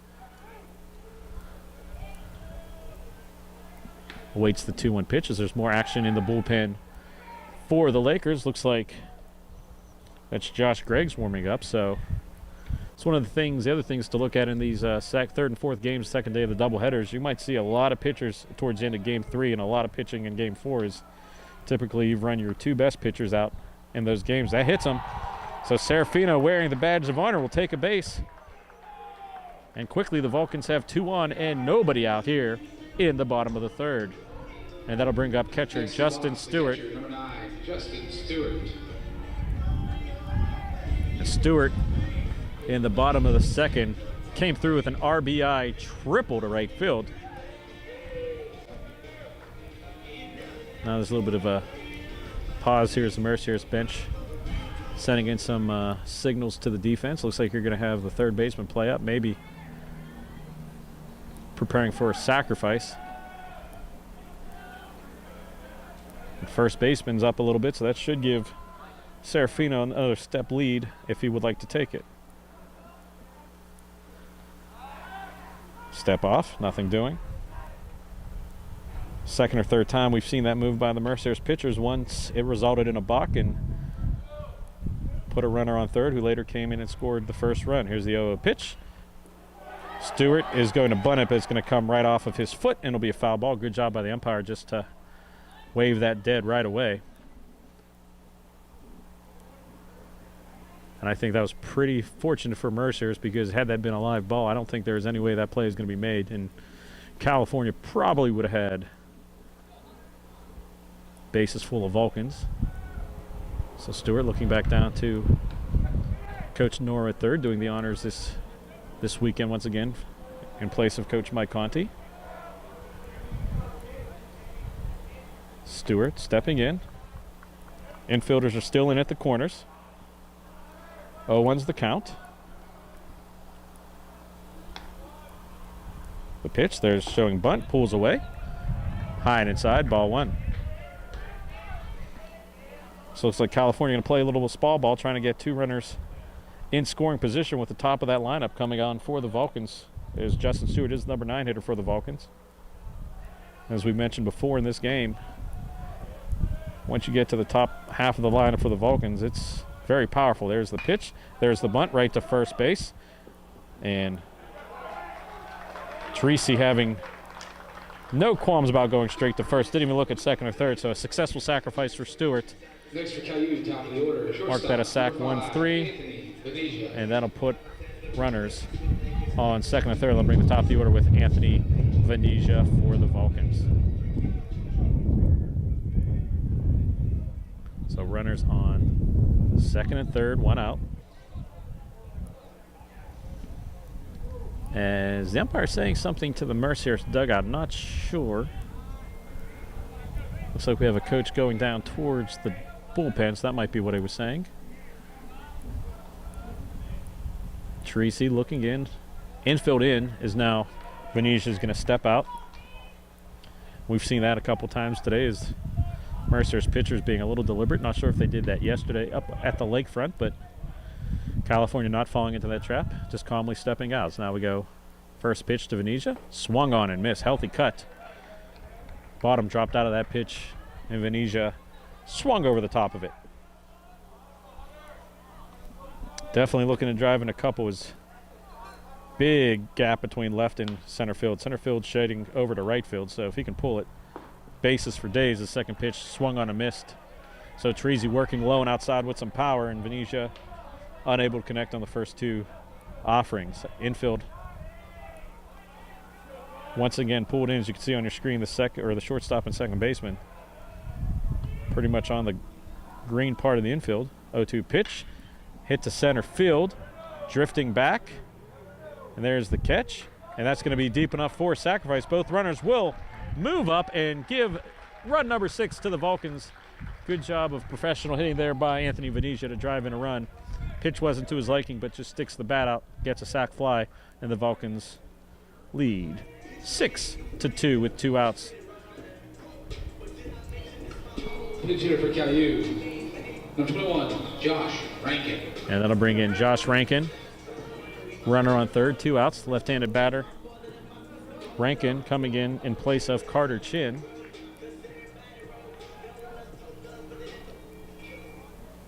So we'll see what the corresponding defensive move is.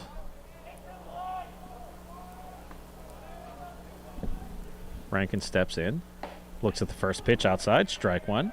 And that's a call the ump's been making consistently. Seems like the outside is where the pitch will be called. Inside, the umpire's been a little stingy for both pitches, but the outside corner has been called since the first pitch of the game. So 0-1 pitch. There's a shot up the middle and a base hit for the Vulcans. And Rankin comes in and delivers a pinch hit RBI single. 7-2, the Vulcans lead. And those bats have woke up after trailing 2-0, and Vulcans have rattled off 7 straight in the last 2 innings.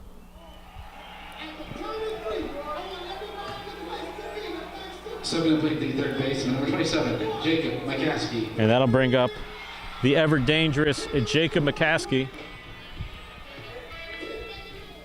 One of the best walk-up songs in the PSAC. Takes the first pitch inside, low, ball one. And I think that's all she wrote for Treasy as the manager coming out for Mercyhurst. And we're going to see if there is a pitching change.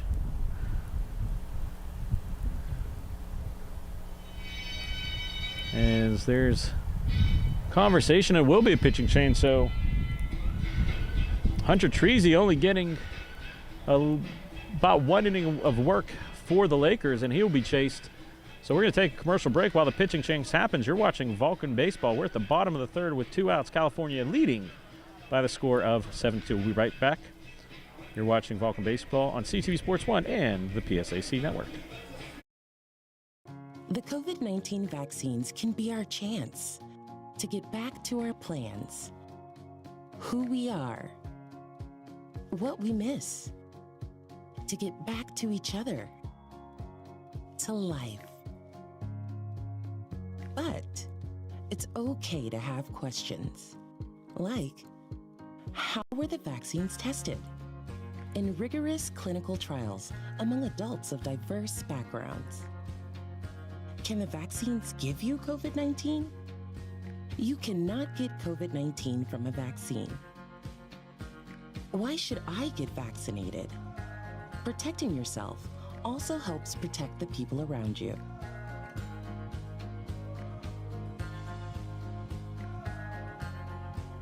Find the latest information at getvaccineanswers.org.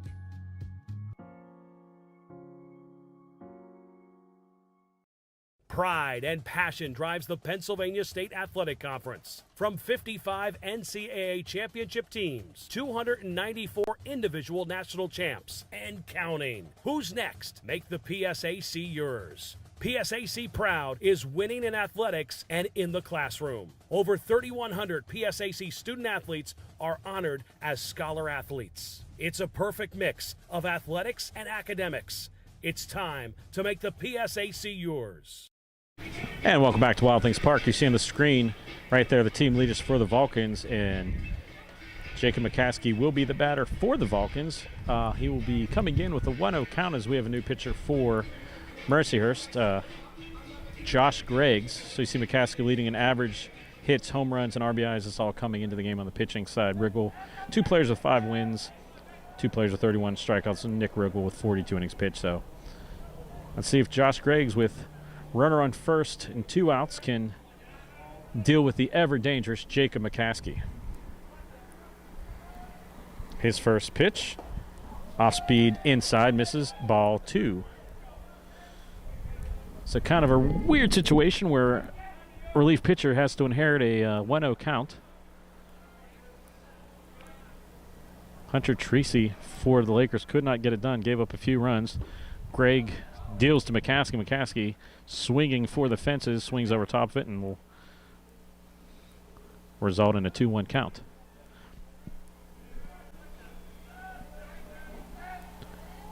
Runner on first gets a little bit of a lead.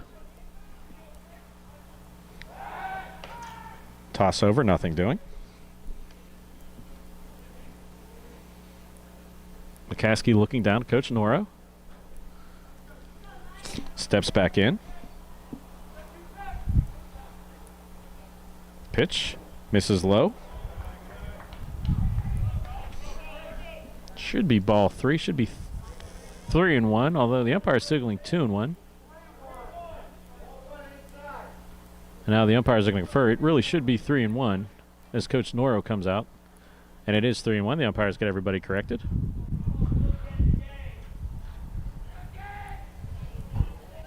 Now hitters count to a very dangerous hitter. Wind swirling into right center field. Greg's pitch. McCaskey swings and it fouls off of his foot. Going to step out. That is never something you want to feel, that foul ball coming off the instep. Doesn't look to be in too much distress as he fixes his batting gloves and steps back in. Runs the count to full, 3-2. Runner will be moving with 2 outs.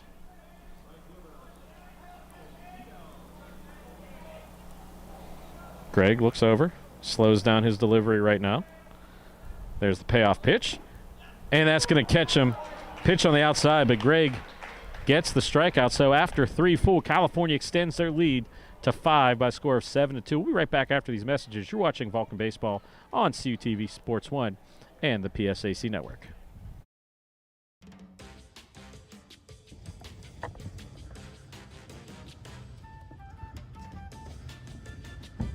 Hey, Johnny, why do you look so sad? Well, no, I'm not sure how my friends and family back in Gibbon Glade, Pennsylvania can keep track of all our CUTV programming when they can't watch. Well, Johnny, they could subscribe to our new CUTV and Friends podcast on Spotify and Apple Podcasts. Hey, thanks, Noel.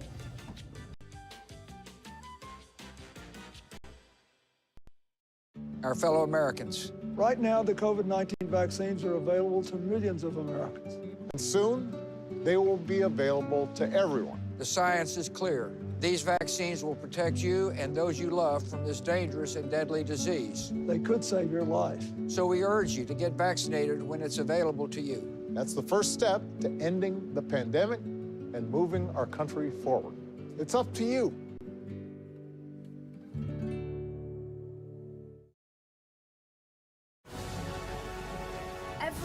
Every day, millions of people are connecting.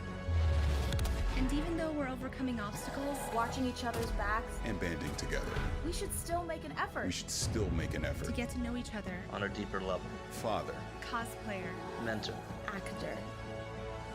It's time we take a step forward. It's time we take a step forward. Come together and discover how accepting our differences can make us stronger.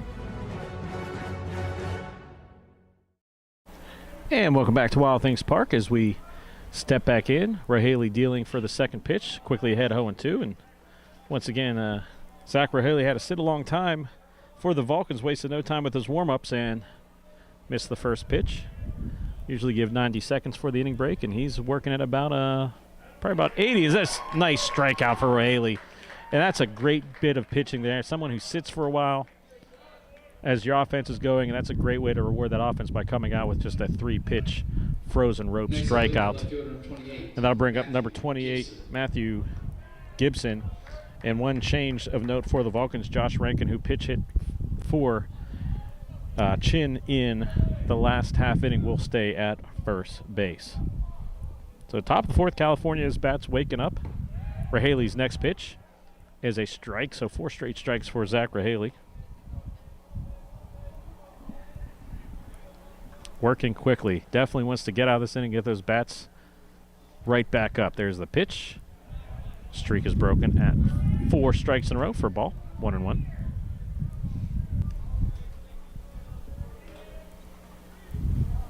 Matthew Gibson waits the pitch. Swung over top of a nice off-speed pitch. And Rahaley's ahead 1-2. Gibson, the number 7 batter for the Lakers, left fielder. That off-speed pitch was something Rahaley has been dealing with this entire ballgame. 1-2 pitch, another off-speed pitch, and a frozen rope, strike 3. And quickly, 2 outs here in the top of the fourth.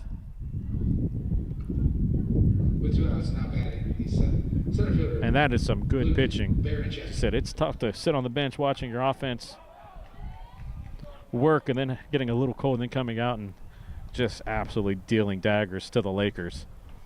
At bat now is Luke Barachek, senior center fielder. Takes ball one. Has had an interesting afternoon as he misplayed what was believed to be by yours truly a can of corn into a 3-base run scoring predicament, or 2-run scoring predicament for the Vulcans. Takes strike one. And that's really the play that has gotten this game turned around in favor of the Vulcans as the California went on to score a few more runs in that inning and then 2 more in as there's a check swing, appeal down to first, and he went. And I tell you what, the Vulcan dugout is in full throat right now cheering on Rahaley. They want to get that 3rd strike out of the inning, get right back up to the plate. Crowding the plate now. Here's the 1-2 pitch. Outside, ball 2. He got the call the last batter, but that was about 2 feet into the left-handed batter's box, so no way that was going to be called, and no way Ranchak was going to be going for it. And there's a ground ball to short, charging. Here's a play to throw to first and taken. Sterling defensive play that time for the Vulcans. And 1, 2, 3 go the Lakers. After 3.5, the California Vulcans still lead 7-2. We'll be back after these messages. You're watching Vulcan Athletics here on CTV Sports 1 and the PSAC Network. There are 16 million children struggling with hunger in America. That's 1 in 5 daughters, sons, neighbors, and classmates who don't know where their next meal is coming from. Yet billions of pounds of good food go to waste every year. It's time we do something about it. Feeding America is a nationwide network of food banks that helps provide meals to millions of kids and families in need. Visit feedingamerica.org to help them feed even more. Together, we can solve hunger. Together, we're feeding America. This is the story of a boy who was very sensitive to lights and sounds. So he built secret hiding places where nothing could get in. The boy didn't like looking people in the eye. It made him feel uncomfortable. One day, he found out he had something called autism. His family got him help. And slowly, he learned how to live with it better. Early intervention can make a lifetime of difference. Learn the signs at autismspeaks.org. Worried about your friend but don't know how to reach out? You could say how are you or get a fake tattoo. You could ask with an app if it works for you. You could chat with them in VR. It's all good if you think you should check in. Yeah, you should. Whatever gets you talking. Reach out to a friend about their mental health. Whatever gets you talking. Learn how you can help at seizetheawkward.org. And welcome back to Wild Things Park. As you see on the screen, California and Mercyhurst played yesterday on April 9th. My good friend Sean McCardle's birthday. Cal won the first game in dramatic fashion, 4-3, and then lost the nightcap 7-4. And also this week, my dad's birthday was on the 7th, so happy birthday to him. Know they're watching back home in Hiller as Greg's first pitch is outside, ball 1. At bat for the Vulcans is number 7, Patrick Brogan, the right fielder. Awaits Greg's pitch. Outside, but catches the edge, runs the count to 1-1. So Greg, the third pitcher for the Lakers here. And they have another couple pitchers going down to the bullpen to start loosening up. 1-1 pitch.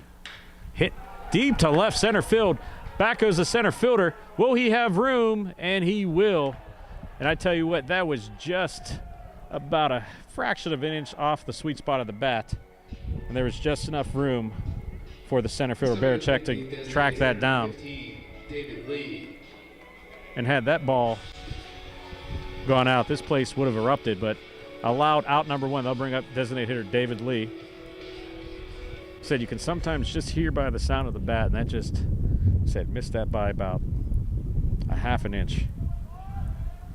David Lee awaits the first pitch from Greg, shoots it out down the right field line and gets foul into the bullpen for the Lakers.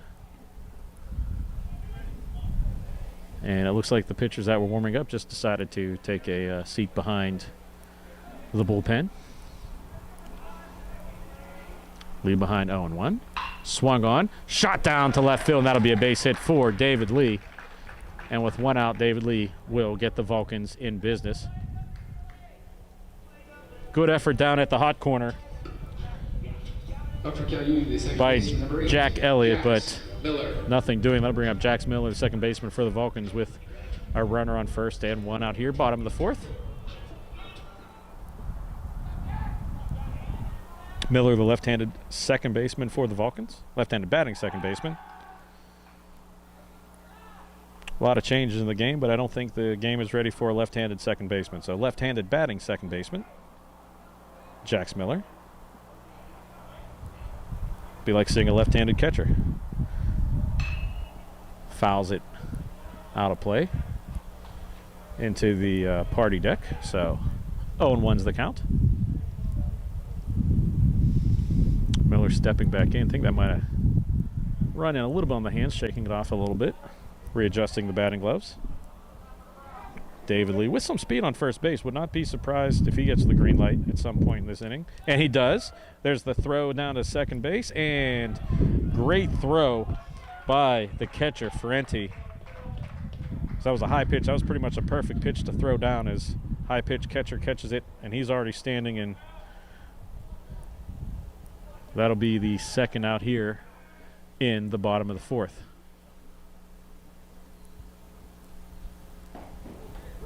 One pitch inside, but catches the corner for a strike. Runs the count 2-1-2. Miller steps back out and readjusts. And in a game of momentum, you never know what that a quick inning here could do for the Lakers, as they've been kind of sitting back on their heels since the two big innings by the Vulcans. 1-2 pitch here. Miller swung on and taps it back to the backstop. Simple out, and that's yours truly favorite type of play, because as I'm announcing, directing, producing, doing graphics, and engineering, I don't have to change any graphics since the 1-2 count stays the same. So we'll take the little bit of the rest. 1-2 count, and a base hit up the middle. No, actually it's going to be taken, as that looked like it was a sharp play, and give a web gem there to the second baseman, Troy Banks. I didn't think there was any way he could get to that. Put a star next to that as two big plays on the defensive side for the Lakers. Ends the bottom of the fourth. So after four, California still leads 7-2. We're going to take a commercial break. You're watching Vulcan Baseball right here on CTV Sports 1 and the PSAC Network. The Vulcans are back in action, and CUTV has you covered. Baseball versus Wheeling. Baseball versus Walsh. Baseball doubleheader versus Slippery Rock. Baseball doubleheader versus Mercyhurst. Baseball doubleheader versus Clarion. Baseball doubleheader versus Seton Hill.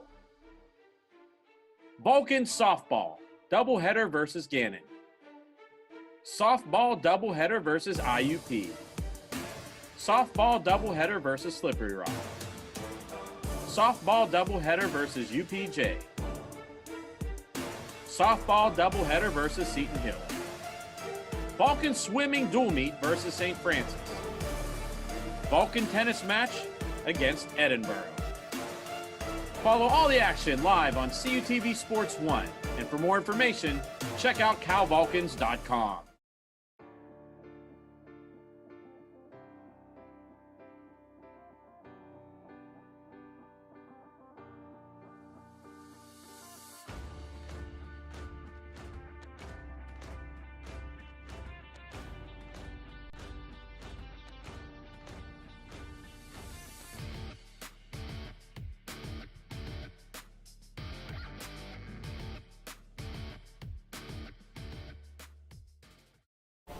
And welcome back to Wild Things Park, where Haley dealing his second pitch of the inning, not wasting any time, runs the count even at 1-1 for the batter, Kazimir Sabazic, one of the other greatest names here in PSAC baseball.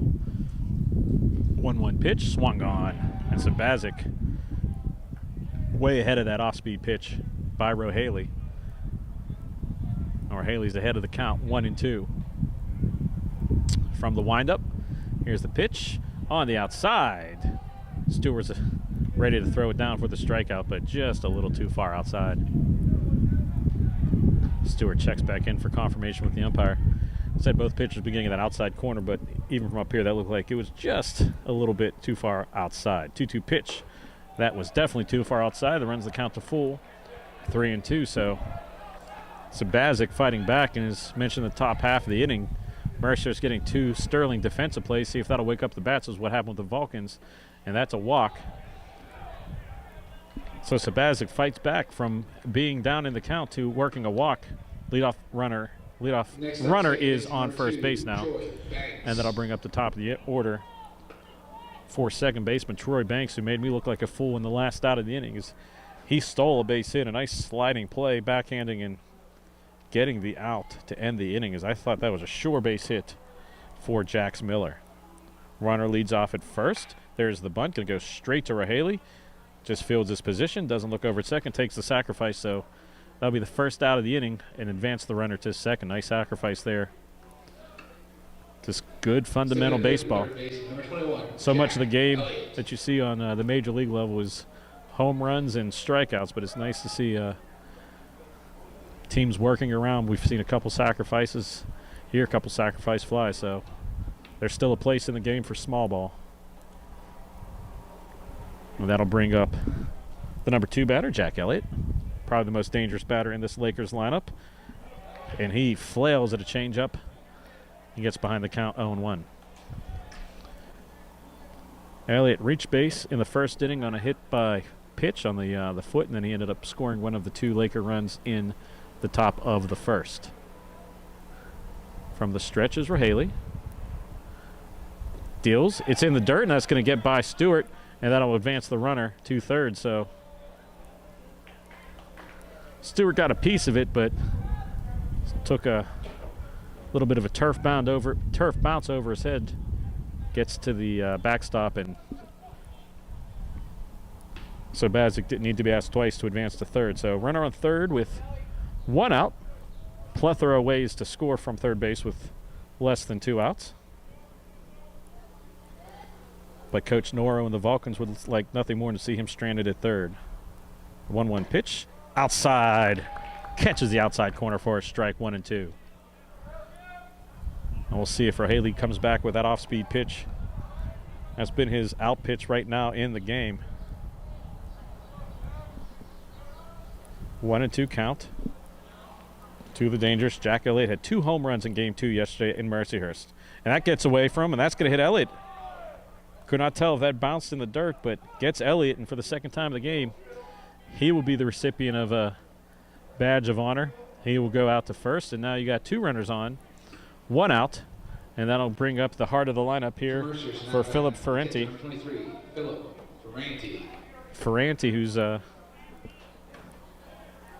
had an active day behind the plate, and now those base runners get a little bit of the crowd from Mercyhurst up on their attention span, and the dugout up on their feet. Nice changeup inside.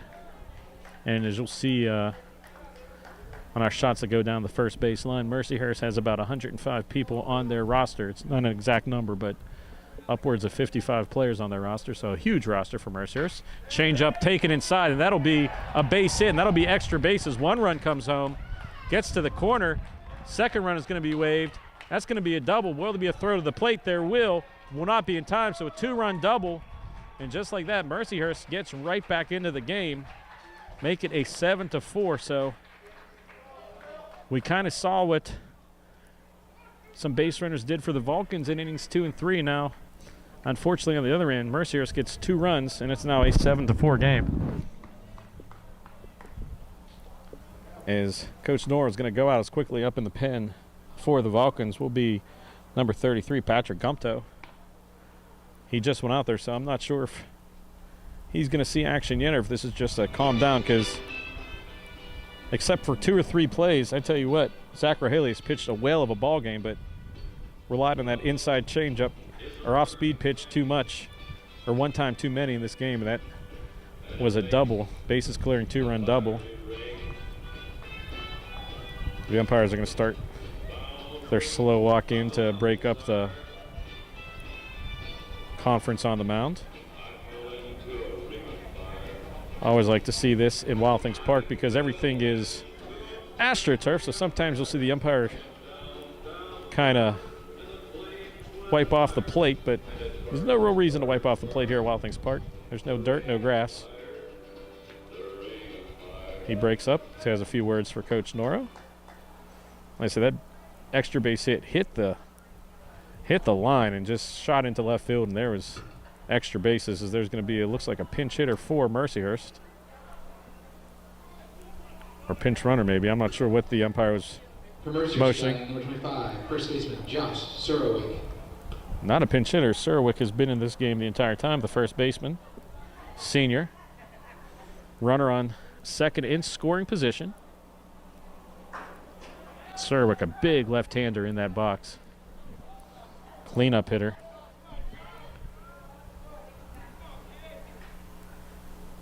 As now there are a couple players down there. As the first pitch going to be fouled out of play. And we'll be into the party deck once again. Third baseman McCaskey for the Vulcans on a dead sprint, but field needed to be about 60 feet wider for him to be able to make a play. Haley now slowing down just a little bit.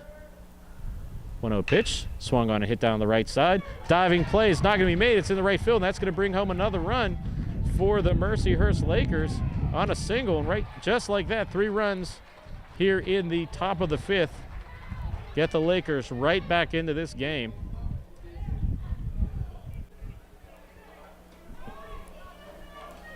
It's 2 good efforts there by the Vulcan infielders. Next up, the right fielder, number 3. But neither one could come up with the bouncing ball. And there was no way Brogan could get the ball in fast enough to get the out. So make the score 7-5. Runner on first, 1 out here in the top half. First pitch swinging into the gap. Back go the Vulcans. It's going to be camped under and taken with no problem by Serafino, and that'll be the second out. And once again, Mercyhurst resorting to their strategy early in the game. First pitch swinging, second pitch swinging. And that'll bring up the DH, Luke Jackson. Not one of the AEW Tag Team Champions, the Young Bucks. But Luke Jackson. That would be Matt and Nick would be the Young Bucks. Luke, I do not believe, is related to them. First pitch, off-speed pitch inside, catches inside part of the plate for a strike. 0-1. And this has been a game of momentum shifts. Mercyhurst getting out to a 2-0 lead, then California getting 7 straight. Now Mercyhurst with 3 unanswered as of this point right now. 0-1 pitch, nice changeup outside. Throw to first, and that is how the inning ends. A great play by Justin Stewart. That ends the inning, but not before Mercyhurst gets 3, brings the score to 7-5. We'll be back after this break. You're watching Vulcan Baseball right here on CTV Sports 1 and the PSAC Network. To help stop the spread of COVID-19, masks in a variety of colors, styles, and materials have appeared on the faces of people and statues all around us.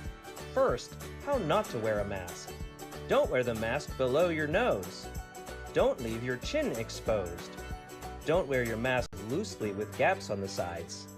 Don't wear your mask so it covers just the tip of your nose. And especially, don't push your mask under your chin to rest on your neck. Do wear your mask so it comes all the way up, close to the bridge of your nose, and all the way down under your chin. Do your best to tighten the loops or ties so it's snug around your face, without gaps. Wearing a mask takes some getting used to, for sure, but as we do our part at Cal U to slow the spread of coronavirus, it's important to wear a mask the way it's intended to be worn. Stay safe, Vulcan Nation. Wear a mask.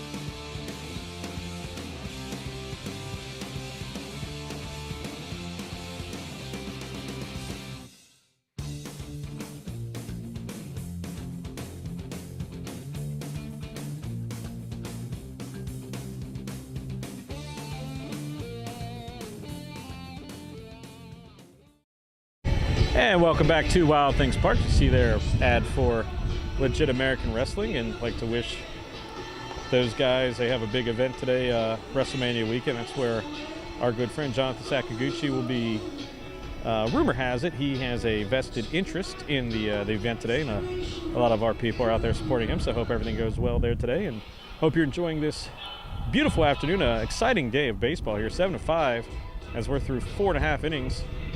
New pitcher for the Mercyhurst Lakers, number 9, Ryan Rapp. And Rapp, a pretty big pitcher. He's a senior right-hander. Stepping in is Pravitsky, and Pravitsky's had a good afternoon for the Vulcans. First pitch, swinging and popped up to center field. Running in will be Barachek, and this time he does get over the can of corn. And 1 pitch, 1 out. And definitely had to wait there for a second. We've seen Barachek have a few exciting moments out there in center fielder as Nick Serafino will step in. Barachek played a can of corn into a 2-base error for the Vulcans and a 2-run error for the Vulcans. That'll bring up Serafino, the left fielder. Facing Rapp, second pitch of the game. Takes inside. So Mercyhurst in this first game is going through the arms, so we'll see how that translates through the rest of this game and into game 2 of the doubleheader. This is already pitcher number 4. Rapp outside, brought the heat, but that'll even the count 2-1, 1-1. Speaking of heat, the humidity is in full effect here, and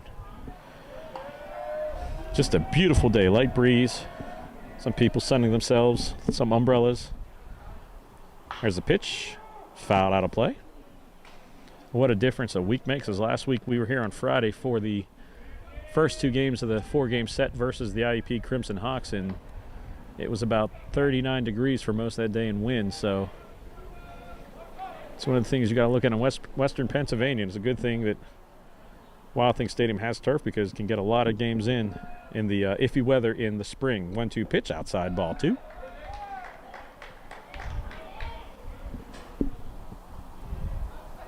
Serafino, the number 8 batter for the Vulcans, seeing some pitches here from Rapp.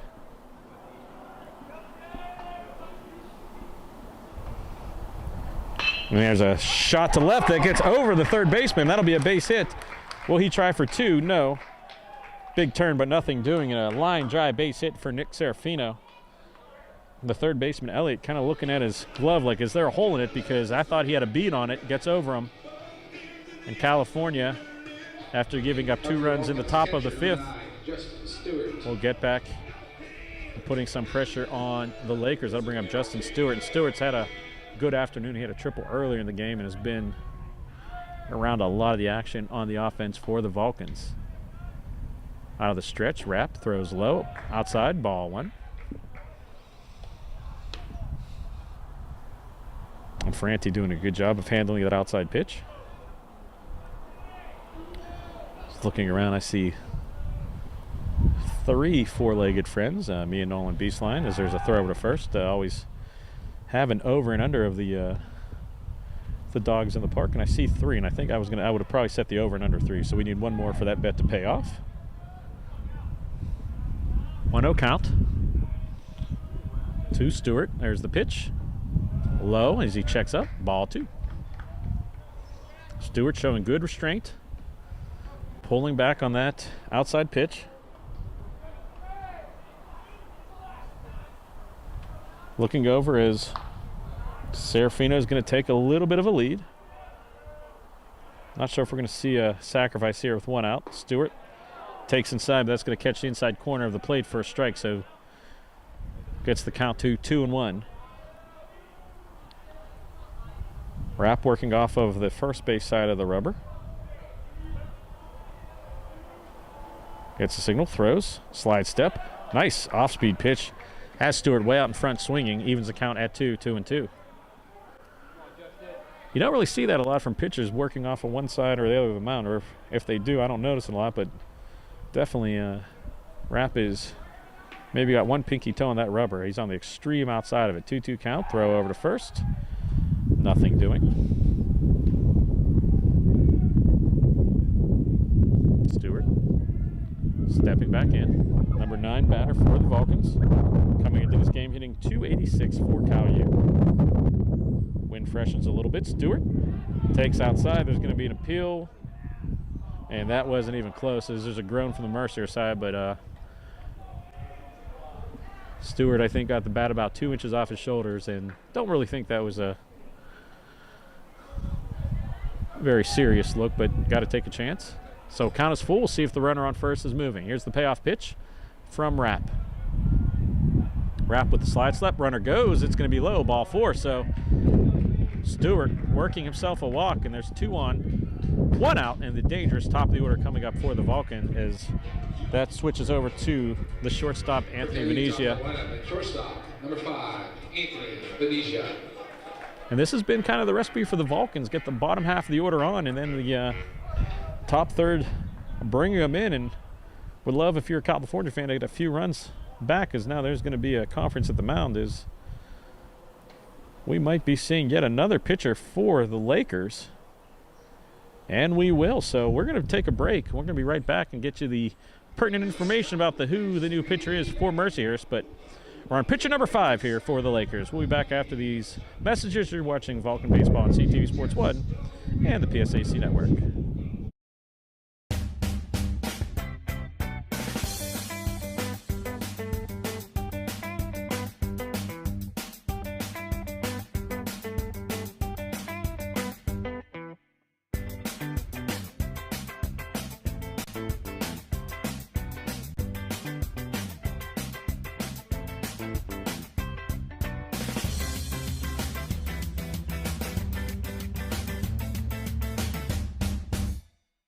Have you seen the new Cal U Vulcan logo around? Have you wondered where to get gear featuring it? Then go to calvulcans.com and click shop. Log on and browse a full selection of men's shirts, women's shirts, pullovers, hoodies, and more.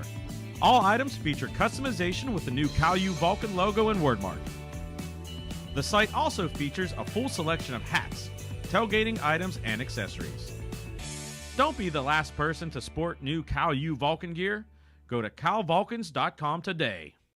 Pride and passion drives the Pennsylvania State Athletic Conference. From 55 NCAA championship teams, 294 individual national champs, and counting. Who's next? Make the PSAC yours. PSAC Proud is winning in athletics and in the classroom. Over 3,100 PSAC student athletes are honored as scholar athletes. It's a perfect mix of athletics and academics.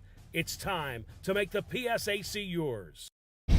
And welcome back to Wild Things Park. And the 5th pitcher, and I'm happy to say on WrestleMania weekend, will be Big Justin Studd for the Lakers. No word if he's going to be doing the $10,000 Body Slam Challenge between games or not. That's a little throwback to WrestleMania 1, Big John Studd and Andre the Giant. But in all seriousness, Justin Studd, the junior right-handed pitcher, is the number 5 pitcher of the day for the Lakers. And out California, it's a pretty big part of the ball game right now, as California gave up 3 in the top of the 5th. They get a couple back. Can really feel good about going to the later stages of this game, and Mercyhurst is throwing everything they can to try and limit the damage with 1 out. But top of the order for the Vulcans, Venezia with 2-1. Wade Studd's first pitch.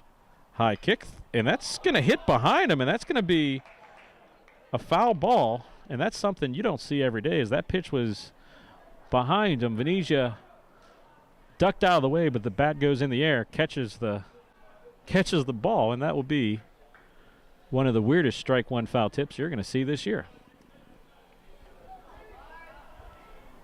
So 0-1. See what trick Studd has up his sleeve for the second pitch of the game for him. Looks throwing him back at second. High kick, thrown, and a ground ball right up. He slips. Now he's going to throw it into right field, and that's going to load the bases. And what should have been a routine ground ball, possibly a double play, will result in the Vulcans having the bases loaded. For the Vulcans, now batting first baseman, number 21, Josh Rankin. And I'll bring up Josh Rankin. So Studd fielding the tap ground ball, went to turn, fell awkwardly, and give another star to Troy Banks, the second baseman for Mercyhurst, keeping that ball in the infield, or else that would have been an easy run for the Vulcans. But now you got bases full of Vulcans, 1 out. And Josh Rankin, who came into this game as a pinch hitter and a defense replacement, is 1-1 with an RBI. Takes the first pitch inside. Stud has a little bit of a herky-jerky motion and a pretty high kick, so if it ever gets to a full count, the Vulcan runners are going to get a heck of a lead with that high kick. Now working the other side of the mound. Stud second pitch. Swung on and fouled out of play. Evens the count at 1. Rankin, the senior. Lissa's an outfielder, but pulling duty at first base. Coming in, replacing Carter Chin. Got a base hit. And now he stayed in the game, made a nice defensive play, or nice defensive save, rather, of a throw in the dirt. 1-1 pitch. Swung on and lined into right center field. That'll bring home at least 2. Rounding the corner are the Vulcans. 1 run in. 2 runs in, and a 2-run single for Josh Rankin, and the Vulcans extend their lead to 9-5. Great job of hitting right there by Josh Rankin. For the Vulcans, next up, the third baseman, number 27, Jacob McCaskey. And that'll bring up Jake McCaskey. And I had to kind of watch what was happening there for a second. I was lined over the head of second baseman Troy Banks, and we had 2 runners at third for a second because the runner third had a 4x100 relay. But as it were, 2 runs come home, so 9-5, and the Vulcans extend that lead back up to 4. Still only 1 out here in the bottom of the 5th. McCaskey waits. Thrown over his head. The ball gets behind him, and now they're going to have a play possibly at third, but no play at third, and the runner at first moves up. So a great job of Rankin understanding the situation. The ball got away, and it'll be a ball 1. And I tell you what, California almost had another run there. As for a second, Ferranti did not know where that ball was, and they're going to walk McCaskey.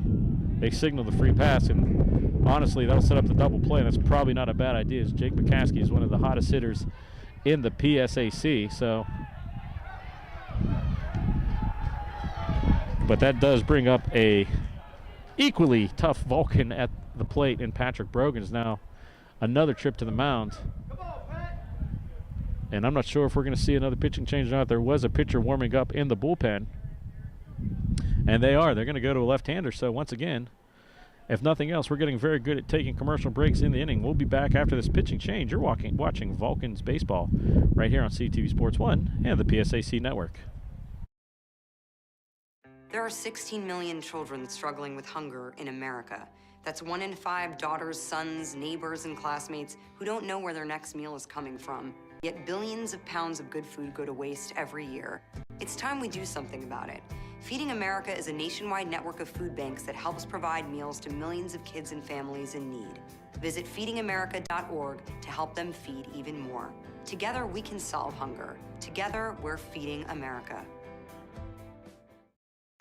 This is the story of a boy who is very sensitive to lights and sounds. So he built secret hiding places where nothing could get in. The boy didn't like looking people in the eye. It made him feel uncomfortable. One day, he found out he had something called autism. His family got him help, and slowly, he learned how to live with it better. Early intervention can make a lifetime of difference. Learn the signs at autismspeaks.org. Worried about your friend, but don't know how to reach out? You could say how are you or get a fake tattoo. You can ask with an app if it works for you. You could chat with them in VR. It's so good. If you think you should check in, yeah, you should. Whatever gets you talking. Reach out to a friend about their mental health. Whatever gets you talking. Learn how you can help at seizetheawkward.org. And welcome back to Wild Things Park. Here's yet another pitching change for the Mercyhurst Lakers. Coming in will be the long left-hander from hometown Illinois, and that is not a typo. His hometown is hometown Illinois. And another thing, his name is Chad Swick, pronounced like former Vulcan great Steve Swick, but spelled much, much different. He's a senior left-handed pitcher, and he will come in facing a jam of sorts with Patrick Brogan with bases loaded. And a chance to really break this game wide open with a base hit is if you're just joining us, Mercyhurst got out to a 2-0 lead, and then California exploded for 5 in the second, 2 in the third. And then in the bottom of the fourth, some defensive gems for Mercyhurst kept California off the board, and that led to some Laker motivation and momentum for 3 runs in the top of the fifth. But California has struck back with 2 here in the bottom of the fifth, and this is the third pitcher of the inning. So see if the left-hander Swick can do something here to slow this momentum as ball 1. And right before Swick came in, they decided to give the free pass to Jake McCaskey. So we'll see if Brogan can take a little bit of an affront to that and put something in the gaps. Is big gap between the left fielder and the center fielder. They're shading Brogan a little to right center field. Off-speed pitch misses inside, ball 2. So Swick out of the bullpen and immediately working himself into a little bit of a jam behind 2-0 to the middle of this dangerous lineup. It doesn't get any easier as you have David Lee in the on-deck circle waiting for the Vulcans. 2-0 pitch now for Swick.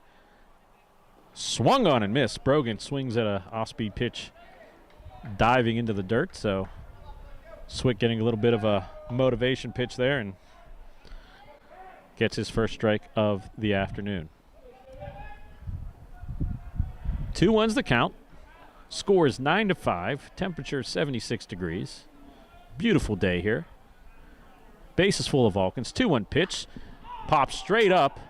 And that's going to be the infield fly rule. That's going to be right up the elevator shaft. Taken by the first baseman. Didn't matter as the infield fly rule was in play. So if you're a Laker fan, that's probably the best scenario you could have other than a strikeout or double play is just have that infield fly rule. Because anything on the ground probably would have scored a run, and anything in the outfield would have scored a run. So that's the second out of the inning, and that'll bring up designated hitter David Lee. And last week when we were here against IUP, my good friend Johnny Sakaguchi was announcing and said, let's see a grand slam, and it happened. So if there's some magic in that, wouldn't mind seeing another grand slam. First pitch, high, ball 1. David Lee coming into this game, 3 round trippers, third on the team with 3. And still third on the team as there's been no home runs hit yet today. Although I almost called one for a long, loud fly ball for Mercyhurst in the first inning. 0-1 pitch, swung on, fouled. Good job of Lee fighting off. That was a tough pitch on the outside. And he will step back in. Lee, a sophomore, coming into this game batting .288. Bases loaded. 1-1's the count. 2 outs. Waits the 1-1 pitch. Swung on and miss. Fastball outside. Lee goes fishing, and Mercyhurst 1 pitch away from getting out of this jam, but the Vulcans on the other end of the coin, 1 pitch away from breaking this game wide open. So we'll see what happens here as the left-hander Swick looks in. Bases loaded for the Vulcans. 1-2 pitch. Swung on and missed, and Swick working tough, getting out of the jam. So after 5 full innings, California Vulcans lead 9-5. We'll be back after these messages. You're watching Vulcan Baseball right here on CTV Sports 1 and the PSAC Network. The Vulcans are back in action, and CUTV has you covered. Baseball versus Wheeling. Baseball versus Walsh. Baseball doubleheader versus Slippery Rock. Baseball doubleheader versus Mercyhurst. Baseball doubleheader versus Clarion. Baseball doubleheader versus Seton Hill. Vulcan softball doubleheader versus Gannon. Softball doubleheader versus IUP. Softball doubleheader versus Slippery Rock. Softball doubleheader versus UPJ. Softball doubleheader versus Seton Hill. Vulcan swimming dual meet versus St. Francis. Vulcan tennis match against Edinburgh. Follow all the action live on CUTV Sports 1. And for more information, check out calvulcans.com.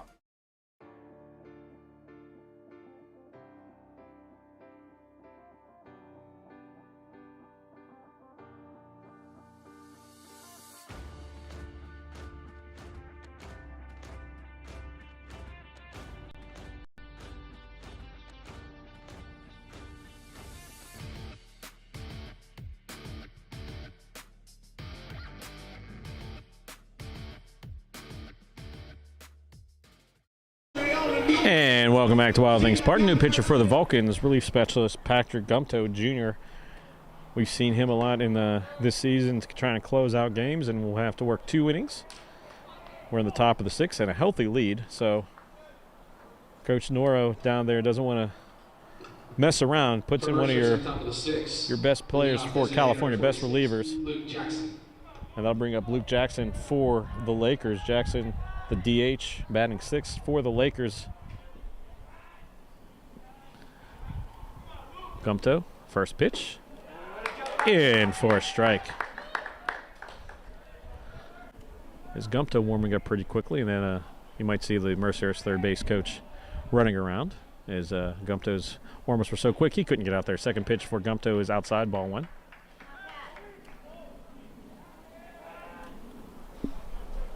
Gumto working from a stretch. Said relief specialist for the Vulcans. Pitch. Outside, nice pitch. Nice fastball on the outside. Freezes Jackson. There's some chirping coming out of the Mercyhurst dugout. Umpire kind of looks it back.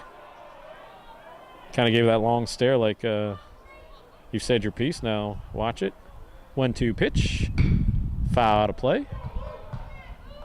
First one that's gone over that way that day. We've seen a couple into the party deck and a couple into the stands, but that's the first one that's made it over the first base stands, out in the direction of Route 70.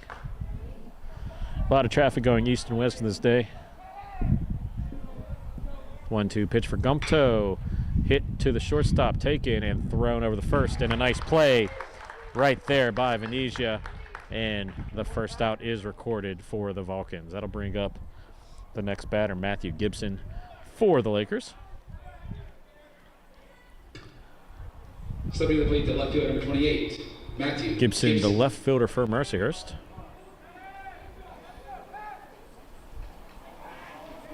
Will step in. And Mercyhurst down to their final 5 outs of the ballgame.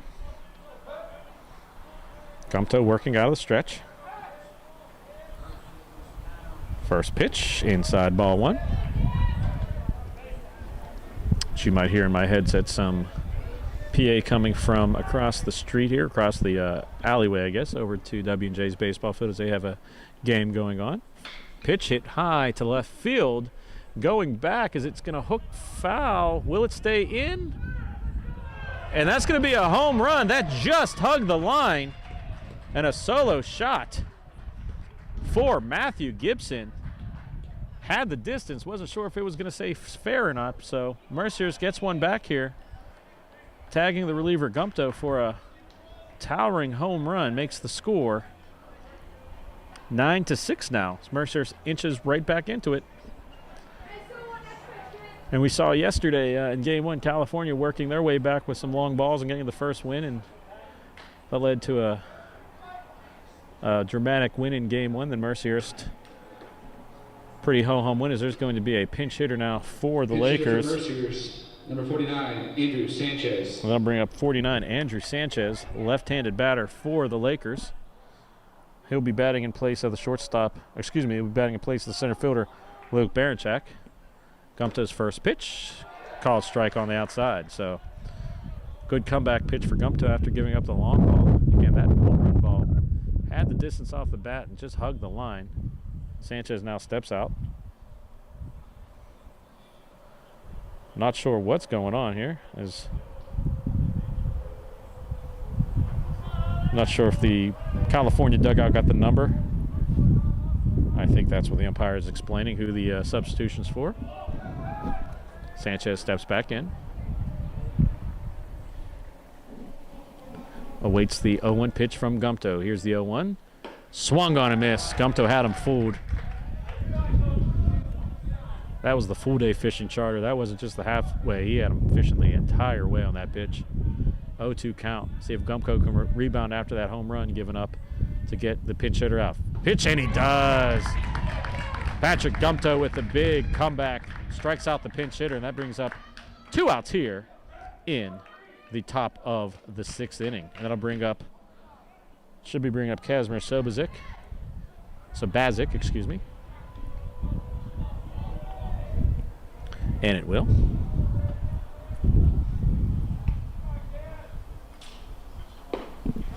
First pitch just misses. Ball one.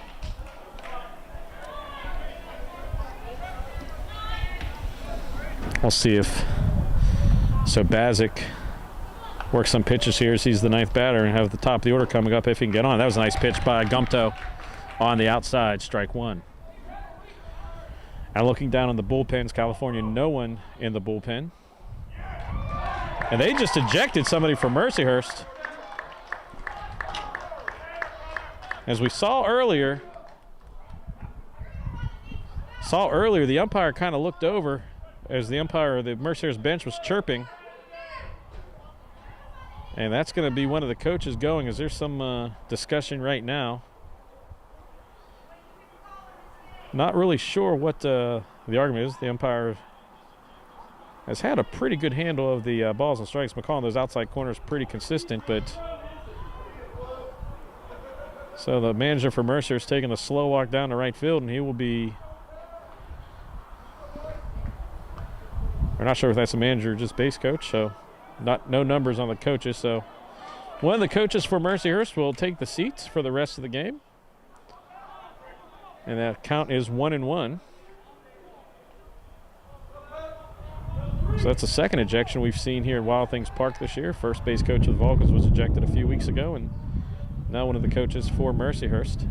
Back to action here, 1-1. Gumto's pitch, slapped back up the middle, and that'll be a base hit for Kazmir Sobazic with 2 outs, and that'll flip the lineup around for the top of the order. Here's in the top of the 6th. So Mercer's trying to fight back, trailing by 3. Bringing up Troy Banks, the second baseman. The diminutive Troy Banks has made a couple outstanding plays in the field. And he will step in with a chance to keep this inning going. Mercyhurst trailing by 3, 9-6 here. Pretty exciting day. And there's a strike on the outside. I'm guessing with the emphasis the umpire put on that strike call that the coach for Mercyhurst was complaining about the outside call, but again, when we're sitting here, it looks like that call has been made the entire game. Second pitch, low in the dirt. Nice play by Justin Stewart to block it, no throw down to first base. Prevents the advance by Sobazic. 1-1 pitch now. Shot to right field. Moving over, will there be enough room for a play? And no, there won't, as it's going to get into the ticketing area. A long foul ball. Runs a count to 1-2 for Troy Banks. We'll see how this little bit of delay has affected Patrick Gumko. Gave up a home run, then fought back with a strikeout, then gave up a base hit. Nobody in the bullpen for the Vulcans, so it looks like unless the wheels fall off, Gumto is going to be the guy for the rest of the game for the Vulcans. Here's the pitch. Low. Evens the count at 2-2. Good job of Banks to look at that, as that pitch was right over the heart of the plate, but just low. 2-2, 2 outs. At bat 2. There's the pitch. Fouled straight back. Tell you what, give Stewart a lot of credit there with his reflexes. That ball, he identified that ball as foul behind him before the ball hit the netting, so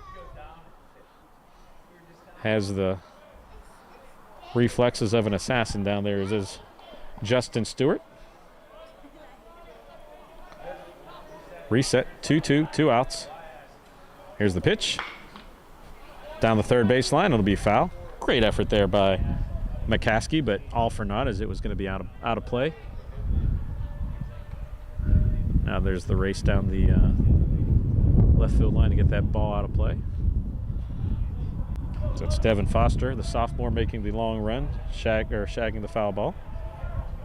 2-2 pitch once again. Swung and a miss. That ends the inning, and Patrick Gumto lets out a cheer, and that ends the inning for the Vulcans. So Mercyhurst climbs back, gets 1, but the Vulcans still lead by a score of 9-6. We'll be back after these messages. You're watching Vulcan Baseball right here on CUTV Sports 1 and the PSAC Network.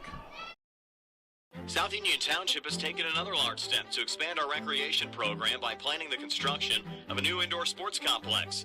We have outgrown the existing recreation center, and it is now time to broaden our recreation horizon and address the community's recreation needs. Part of our strategy to help fund this project is to establish an annual charity golf tournament that will serve as a funding source. We would appreciate your help by joining us on Saturday, May 8th, 2021 as a participating golfer, or become an important tournament sponsor by choosing from a variety of sponsorships, or as an alternative, make a cash donation. All funds received will be used to construct the new indoor sports complex, which will feature a new synthetic turf, activity rooms, exercise equipment, full concession stand, locker rooms, and much more. And of course, all contributions are tax deductible. For more information, please call 724-366-9591 or register online at www.southuniontwp.com. Registration for the golf tournament begins at 12 p.m. Shotguns start at 1 with a free hot dog at the turn. Fees are $100 per person or $400.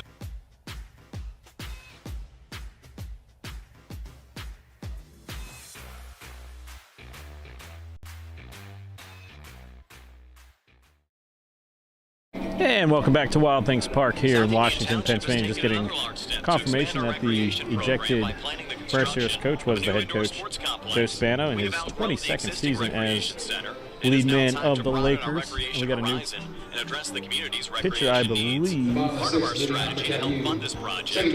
thought I heard that. You know, still Swick, and he will face Jax Miller. So Miller having himself a pretty good afternoon. Lefty facing lefty. First pitch from Swick. Just a bit outside. Will be used to construct the new indoor sports complex, which will feature a new synthetic turf. That was my Harry Doyle tribute, as Sports Information Director Matt Kiefer is wearing his Harry Doyle t-shirt. And of course, all contributions are tax 1-0 pitch, half swing, and that is a strike. Check swing appeal, runs the count to even at 1-1. Score is 9-6. California 9 runs, 9 hits, 1 error. Mercer 6, 7, and 1. Nice curveball from the lefty Swick. That curveball started about a foot outside of Jax Miller and then ended up on the outside corner of the plate for the strike. That's a lot of movement as the 1-2 pitch comes in. Another curveball, that time curved way too far. Evens the count at 2, 2-2. Bottom of the 6th. California clinging to a 3-run lead. South Union Township has taken another large step to expand our recreation program by planning the construction. Freezes him. Nice pitch. Gets the outside corner, and Jax Miller will be the first out here in the bottom of the 6th inning. So that'll bring up Aaron Provisky. And Provisky's been one of the key members and the key cogs of the California offense today. He's been on base with walks, base hits, scored, stolen bases, and just generally has been a pest to the Mercyhurst Lakers in this game. Unfortunately, since I'm doing 14 duties right now, can't really look as there's a strike to get the actual stat line. But if you're watching this on the computer, just bring up the CalWalkers.com live stats on one side and kind of see the up-to-date stats. Listen and watch on the left side of the screen. Second pitch inside makes Provisky move, but it catches the inside part of the plate, and quickly the count is 0-2. So Swick trying to work quickly and get out of this bottom half of the 6th. Nobody warming up in either bullpen, so it looks like Swick and Gumpto will be the men of record unless wheels fall off. Pitch in the dirt. Ball 1. Waste pitch all the way for heading towards Provisky.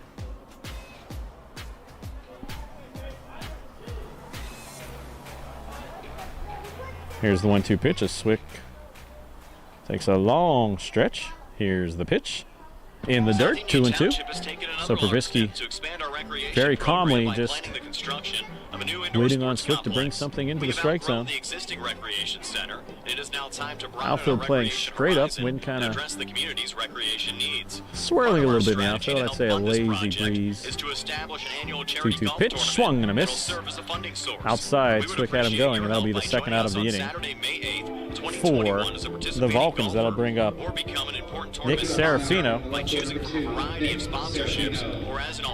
And Nick Serafino's had a fairly quiet afternoon in the left field for the Vulcans, but on the offense, he's also been another one of those guys that have started the offense for the Vulcans. We said the bottom part of the order doing a great job at getting on. The first pitch is a strike, and then that top to middle part of the order just bringing runs home left and right for the Vulcans to the tune of 9. Would like to get one more. Second pitch ball. Although you've got to like the fact you have Patrick Gumtow on the mound for the Vulcans coming out for the 9th. He's a bulldog out there in relief for the Vulcans. 1-1 pitch for Swick. Here's the pitch. Curveball stays outside. Serafino goes to the head of the count, 2-1. So Swick working from a full windup. South Union Township has taken another large step to expand Strides our into it, program and a pop up to the right side, heading over as the first baseman and second baseman. Who's going to call it off? Second baseman gets it, and that'll be the 3rd out of the inning. So quickly 1, 2, 3 go the Vulcans, and we're going to head to the top half of the 7th with the California Vulcans leading by 3, 9-6. We'll be back after these messages. You're watching Vulcan Baseball right here on CTV Sports 1 and the PSAC Network. 2021.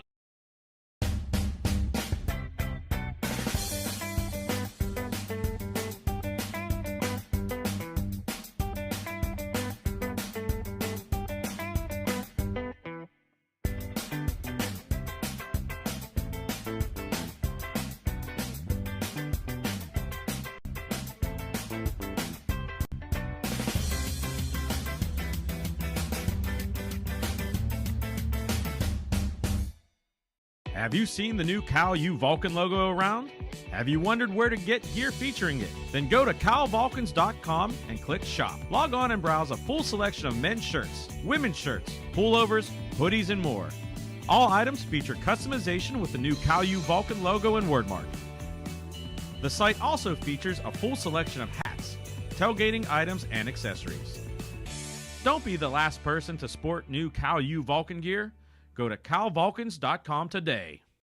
Pride and passion drives the Pennsylvania State Athletic Conference. From 55 NCAA championship teams, 294 individual national champs, and counting. Who's next? Make the PSAC yours. PSAC Proud is winning in athletics and in the classroom. Over 3,100 PSAC student athletes are honored as scholar athletes. It's a perfect mix of athletics and academics.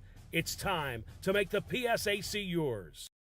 Elliott. And welcome back to Wild Things Park for the top of the 7th. Patrick Gumtow on the mound for the Vulcans, trying to close it out for a Cal U victory, and he'll be greeted by number 21, Jack Elliott. Dangerous batter for the Lakers, has reached base a couple times by way of a hit foot. Gumtow's first pitch, low ball 1. We saw Gumtow come in the top of the 6th, gave up a solo shot, but nothing else of consequence, so still has a 3-run lead. Second pitch, catches the outside corner for a strike. Nice pitch by Gumtow. The relief specialist for the Vulcans, trying to get California a second win in this 4-game series. There's a pitch swung on, hit to the left field, going back on it, slicing to the corner and disappears. And a long foul ball as Serafino went, and then he disappeared behind. And he's still not coming out, so not sure if what happened. He's out of there. He is.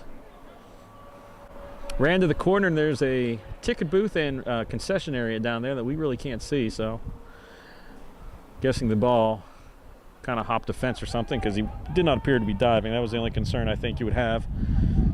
But a loud strike, a long strike, and it puts Gumtow ahead of the batter, 1-2. Here's the pitch, outside ball 2.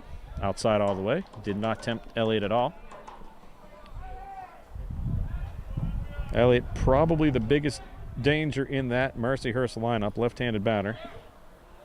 Third baseman. Here's the pitch, 2-2, high outside, ball 3. So Elliott forces Gumtow to a full count payoff pitch situation. So California leading by 3. Been an exciting game. Hope you've been enjoying this, watching this on CTV Sports 1 and the PSAC Network. Full count pitch, payoff pitch, and he freezes him. Patrick Gumtow showing the resolve. An outside pitch, catches the corner, and the biggest threat in the Mercyhurst lineup goes down looking for the first out of the seventh inning. And that'll bring up catcher Phil Ferranti to try and extend this a little bit for the Lakers. Lakers without the services of manager Joe Spano, who was ejected in the last half of the inning. There's the first strike on the outside, strike one. And now you can just see that confidence oozing out of Patrick Gumpto. It's Ferranti stepping back in. Gumpto, 0-1. Too far inside, ball. Good miss pitch. Even if Ferranti swung and connected, I don't think there was anything he could do, as that was in on the hands. But 1-1, 1 out, top of the seventh. California ahead by 3. 1-1 pitch. Swung on and fisted over to the right side. Taken and right over. So score that, a 4-3 from Rankin to Gumpto. And quickly the Vulcans have Mercyhurst down to their last out. And that was kind of a, you could say that was a grass burner. If there was grass, that was a turf burner. And I tell you what, Rankin, who doesn't get a lot of time at first base, doing a good job of calling off the second baseman, Jax Miller, and then just calmly underhanding it to the covering Gumpto. So last batter, hopefully for Mercyhurst, as that pitch is taken outside, is number 25, Josh Surowick.